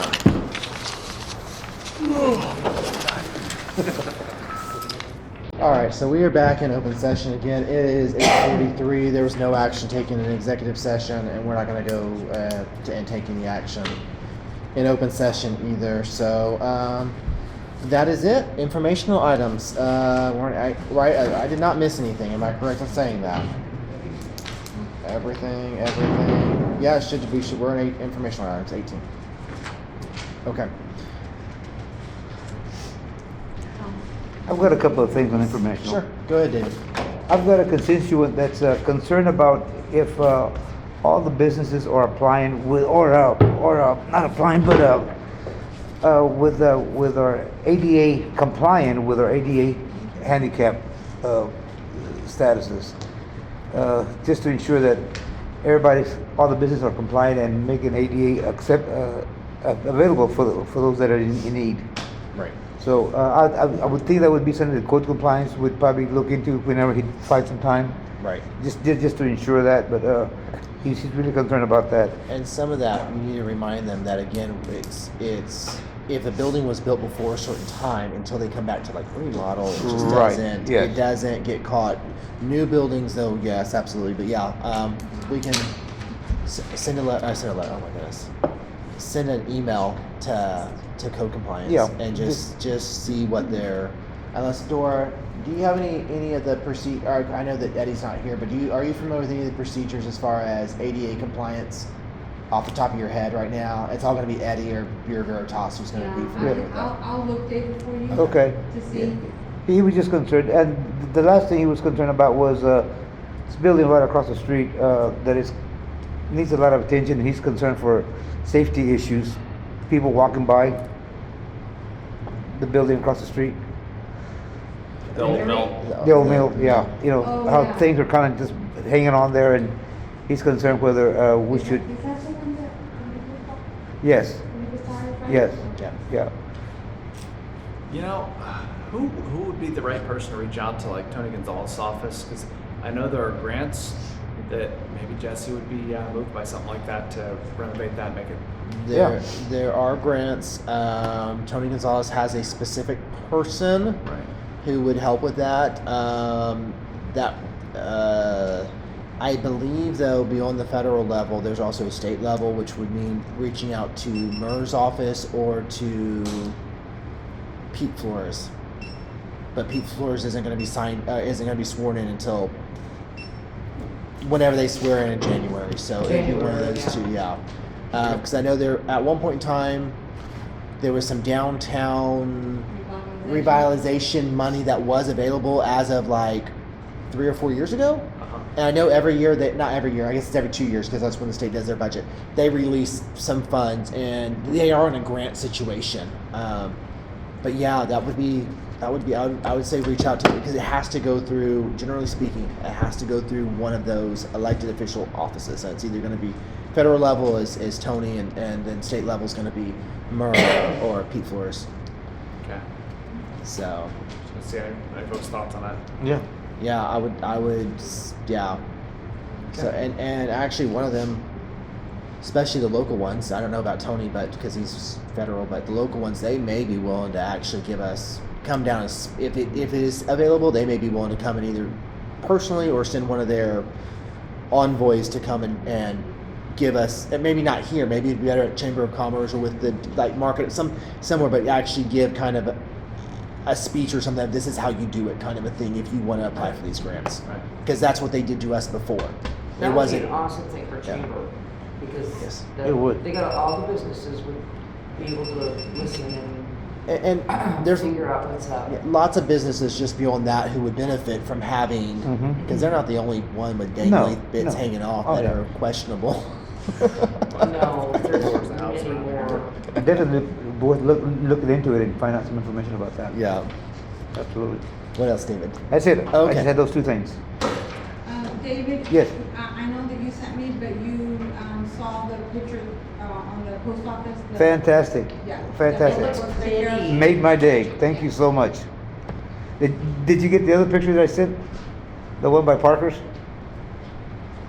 Yes. Okay. Yes. And I was getting with Rob on that. Okay. Thank you, Dora. That was great. Go ahead. Well, are we talking about this email that just got handed to us, or something different? Different. Oh, go with the different. We'll get clear. I'd like to inquire about the health or morale and welfare of the police department. Every month we have a ton of overtime. Are we burning these guys out? If so, what do we need to do? How can we adjust policy, or what can we do to make sure we're taking care of those folks? Too much overtime is always the same. Well, I'm not even coming out from the perspective of the budget, though that is a concern. It's just if they're working that many extra hours, it means people have families too. Well, sure, yeah. They're gonna get burned out, yeah. Burned out police don't make the best decisions. I mean, they gotta sleep. We are an officer short, but I know that they're normally good about looking at, being careful with the overtime. I know with the holidays, Thanksgiving and all of that, yes, they don't, whoever's on duty, we have to pay them. Yeah. For the holiday and stuff, but they're normally good, because they normally when Denise is doing the payroll, it's very seldom that you see the high, right? Of course, the SRO obviously is different. Because of the school, but we get reimbursed from the school. Again, this is less of a budgetary thing. I mean, that is a concern, but that's a secondary concern to their. This is for a whole month though, right? Not in a week. Is this the month? Last month, November? That's what it says. November, yeah. It says November. Is this a different? So I was gonna say this includes Fall Festival, okay. which they do rack up tons of overtime during Fall Festival because we have them out here. Okay, that makes So Oh, that's right. yeah, that's why I wanted to make sure that I was reading this right. This was November. Yeah, that's Fall Festival. So yeah, always something to keep in mind. This is why every year we kind of point out the fact that how much Fall Festivals cost the city, because it's not just, as you say, budget, but it is costing time. Those people, would they rather be home? Yeah, probably, but whatever. Would they rather be there as citizens at Fall Festival? Probably, but So we you're need looking security. at mainly the investigator and the SRO? Again, yes, my intent was not to beat them over the head about budget. yes, it was about the rest time. Yes. Yeah, and they are getting the rest time, Okay. they know, yes, Yeah, Clinton's clearly working a lot. yes. Okay. Page 4 of that, I have a question. Failure to vaccinate. What the heck is that? Oh, I was gonna ask that question too. What? On Page 4? breakdown of types of citations, page 4. I wonder what that was too. Where are y'all seeing that on page 4? The very last Oh, one. very last one. Right column. Yep, at the bottom, just above the total. Yeah, the animals, if they're supposed to be vaccinated. And I guess they must have given 2 tickets because they failed to vaccinate. Okay. Yeah. That's gonna be like your So it's rabies gonna- shots. yeah. That way, it's Okay, gonna be we like your understand rabies and that. stuff. Yeah. Yeah. Like, you giving out tickets for anti-vax? Right? What? Okay, last question. On the other report to the Office of Court Admin, Texas Judicial Council, I see we have a lot of stuff in the docket here for city ordinance. Next meeting, can we have like some sort of breakdown, like what, how do we have 159 cases pending? That's all, that just seems like a lot. For what? I don't know. For city ordinance. Oh, on, code violations? Yeah. Yeah, and Josh, those are some of them could be also, old ones that are still through the court, for unsightly properties, that they're still on the books. Okay. Yeah. All right. Yeah, it takes forever to get those resolved. Gotcha. Okay, it sounded like 159 in 1 month seemed kind of crazy. No. All right, good enough. No. And, Alma did, since we're talking about this, Alma did say that the judge, next year is going to do some, more roundup. We don't know when, but they are planning to do something. Roundup? Roundup. Oh, okay. Roger. So, look, because I had to look at this twice too. These are active. All right, so we got a letter here. Thank you, Tom. Yeah, because I guess this was sent to you. Acknowledging the city's letter for notice of termination that would have been back on the 27th of October. So. Excuse me, but it says 2027. Uh, They're saying it's 5-year wait? Oh, I do see that. Yeah, it shouldn't be 27. All right, if you look at the box, Debbie, and that is a term of contract, and term of contract runs from October 1st through September 30th following year's contract will automatically be renewed for additional 1-year term unless there's 120 days notice prior to the end of the current contract. We've been telling them we wanted to get rid of them for a year. Official notice. Well, if you remember, we've also been trying to work with them too. Well, some of them. Well, So it is now we have to wait a whole nother year? So it's technically 5 years. Right. so But- to clarify the situation, what they did is they dragged out the contract with us long enough, pretending to work with us, so they could add an extra year to it. Is exactly what Correct. happened. That's exactly what happened. And we can tell them that to their face next time they show up. They Keep won't this show on up. hand. I mean, we won't see them again. Oh, I'm until sure we ever. will see them again. I can guarantee you that.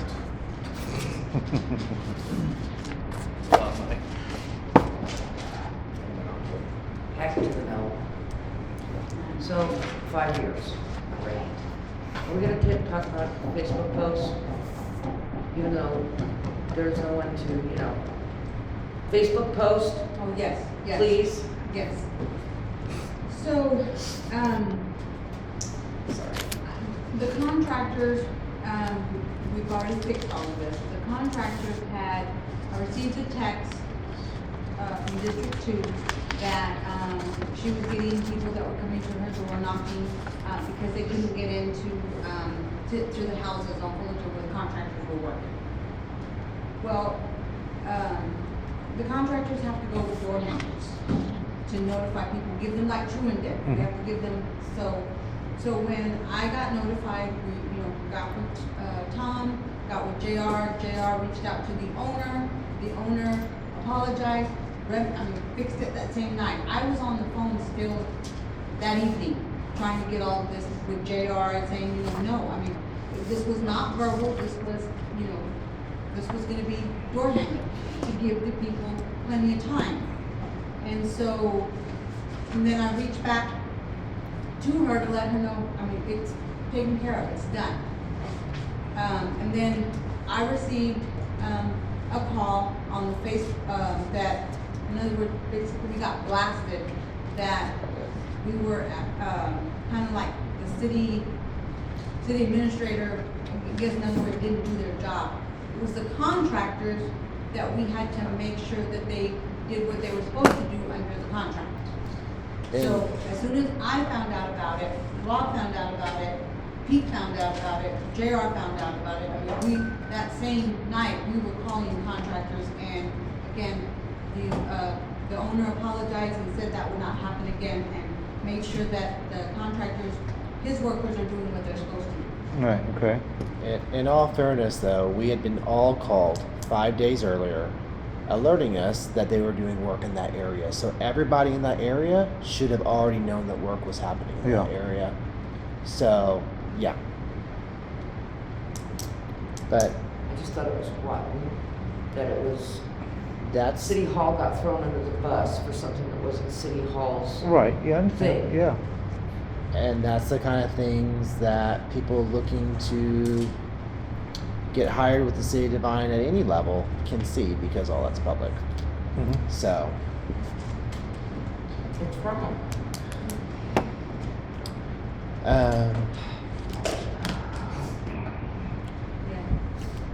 all right.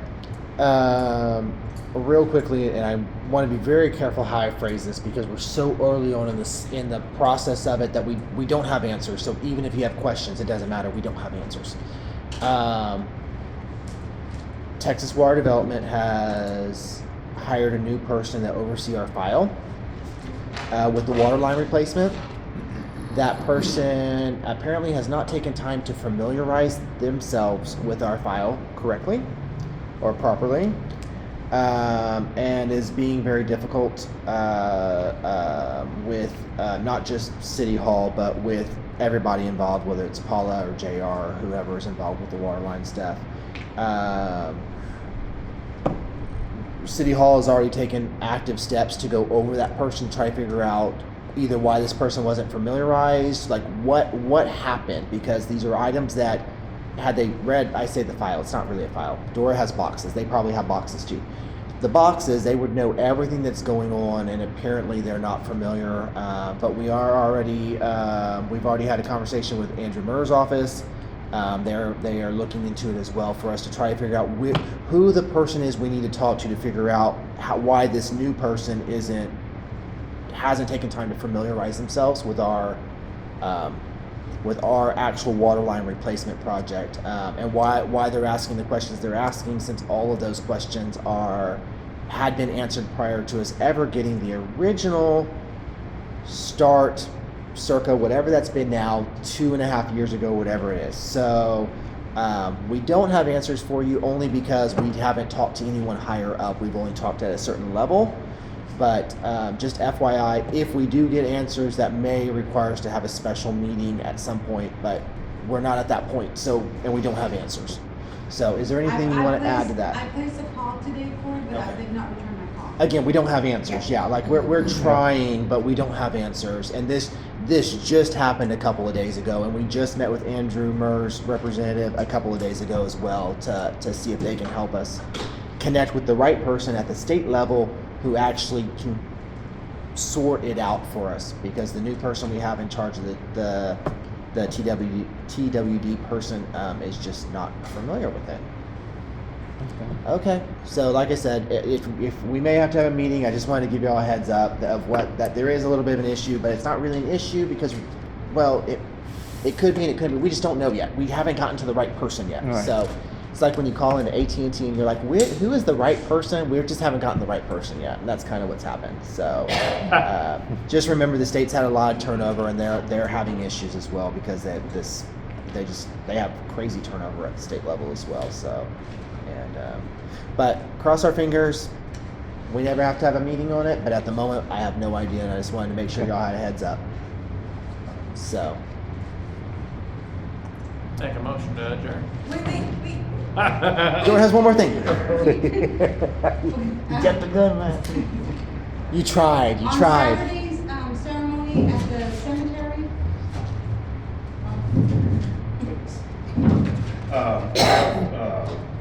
That brief across from here. I met with Martha Wall. She had contacted me and George. And in that area, they don't want anybody inside the cemetery driving in, parking, and walking around. So they want that completely shut off. I think the best bet would be between Almond and Northfield, where it changes there, Colonial Parkway to Oak Ridge and Devine Drive, just shut that area down, let them park in there, in that area. PD unit on each end, and that should take care of everybody. Do they have projections on how many people? They have no idea. Okay. They said a lot, figuring a lot. I would imagine, yeah, probably so. Yeah. I don't necessarily see a problem with that. I mean, you've done this before. So does that seem like that's going to be the best for traffic I would control say and all so, that? for safety. Okay. Yes. People on the walking right back side and of forth the and all road, going towards, or going west, I guess. Yeah. That side will be for handicap parking. Okay. Along the edge, and they can kind of get in a little bit easier. The left side will be for everybody else. Are they going to have their own people out there, or are we having to provide They will have, anybody? again, I guess inside, if I had that set up as a perimeter, Right. inside that, they would take care of directing traffic, people. Got it. They have their inside, own people that we're not outside, having to deal with we that. shut the road down. Okay. So- And We're gonna close the streets. Yes, I'm gonna close on Colonial between Almond and Oak Ridge and Devine Drive. just right there. So it shouldn't be a problem. It's only for that morning. I mean, with It's their absolutely permission. would for a couple hours. Yeah, Yeah. a couple of hours. Yeah. So is it 10 or 11? It's 11. The It's paper 11. said 11, and on their live thing, they said Okay. 11, so. Okay. and I appreciate you handling that, Rob. She called me and had a bunch of questions, and I'm like, I'm not the one who does this. Sure, no problem. So thank you for handling that. Oh, yes, 5710, where we had the last tie-in done yesterday. So we're technically done out there. We have one driveway to finish fixing that the contractors are gonna finish. And then that should be good out there. Oh. Time went well. We had no issues yesterday, with that time. Took time, but it's good. And the testing of the line went well. Everything. They tested this line out here, and we're good. Everything's good. And you So- and I were talking today, and you were talking about that leak over there by transportation. Because it puddles here, but it starts over there. Yeah. They're flushing line. Yes. Okay. Yeah. Okay, that's fine. It had been a couple of days, and I was concerned because I was like, it's been a couple of days, and is it still? Yeah, that's fine. They But were reflushing, like every morning they've been flushing, so it kind of dries up and then they fill yeah, it. yeah. So, Yeah, yes, pretty much. Thank you for letting us So, know. yeah.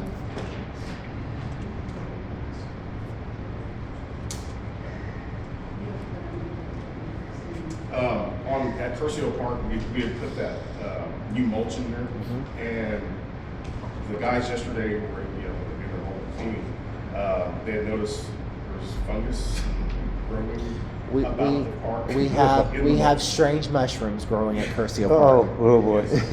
So I immediately had them put a T-post and we fenced it off, and we contacted Park Place, where we got the mulch from, which we got all the mulch from previous years.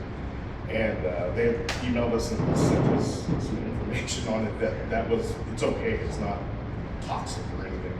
So I had them remove the fence, remove the clumps of fungus. Yeah. Now gone, but they said it'll come back. So, It's gonna get wet and then it gets hot. Yeah. When photosynthesis happens. it looks like spray foam almost. What is it? It kind of looks like spray foam. Oh, yeah. But I think there's so much traffic over there. Well, that's true, People you get a lot more running around and traffic. Yes, it stirs up that It's mulch. probably not as wet as Yeah. it should be. So, Wow. And the last thing I have is, Debbie, you and I were talking about the silent Santa. The what? The Silent Santa Police Department for the. Oh, Silent Santa, yes. Yes, so we have a total of 16 families, and 50 kids as of today that have gotten, gifts. Gifts. Yes, and they still have, gifts. If anybody, knows of any family that's in need, they can contact the police department. I know the Knights of Columbus are on the 16th, they're gonna bring a delivery to the Blue Santa program, yeah. Well, this is our police department, right? Yes. Okay. That's a lot, 50 kids, that's a lot. All right, if anything else, if not, we already have a motion from Josh. Second the motion. I second it. All right, so a motion, David with a second. All in favor of adjourning? Aye. All right, motion passes. Don't have any nays or abstains? Weird. I saw all of y'all.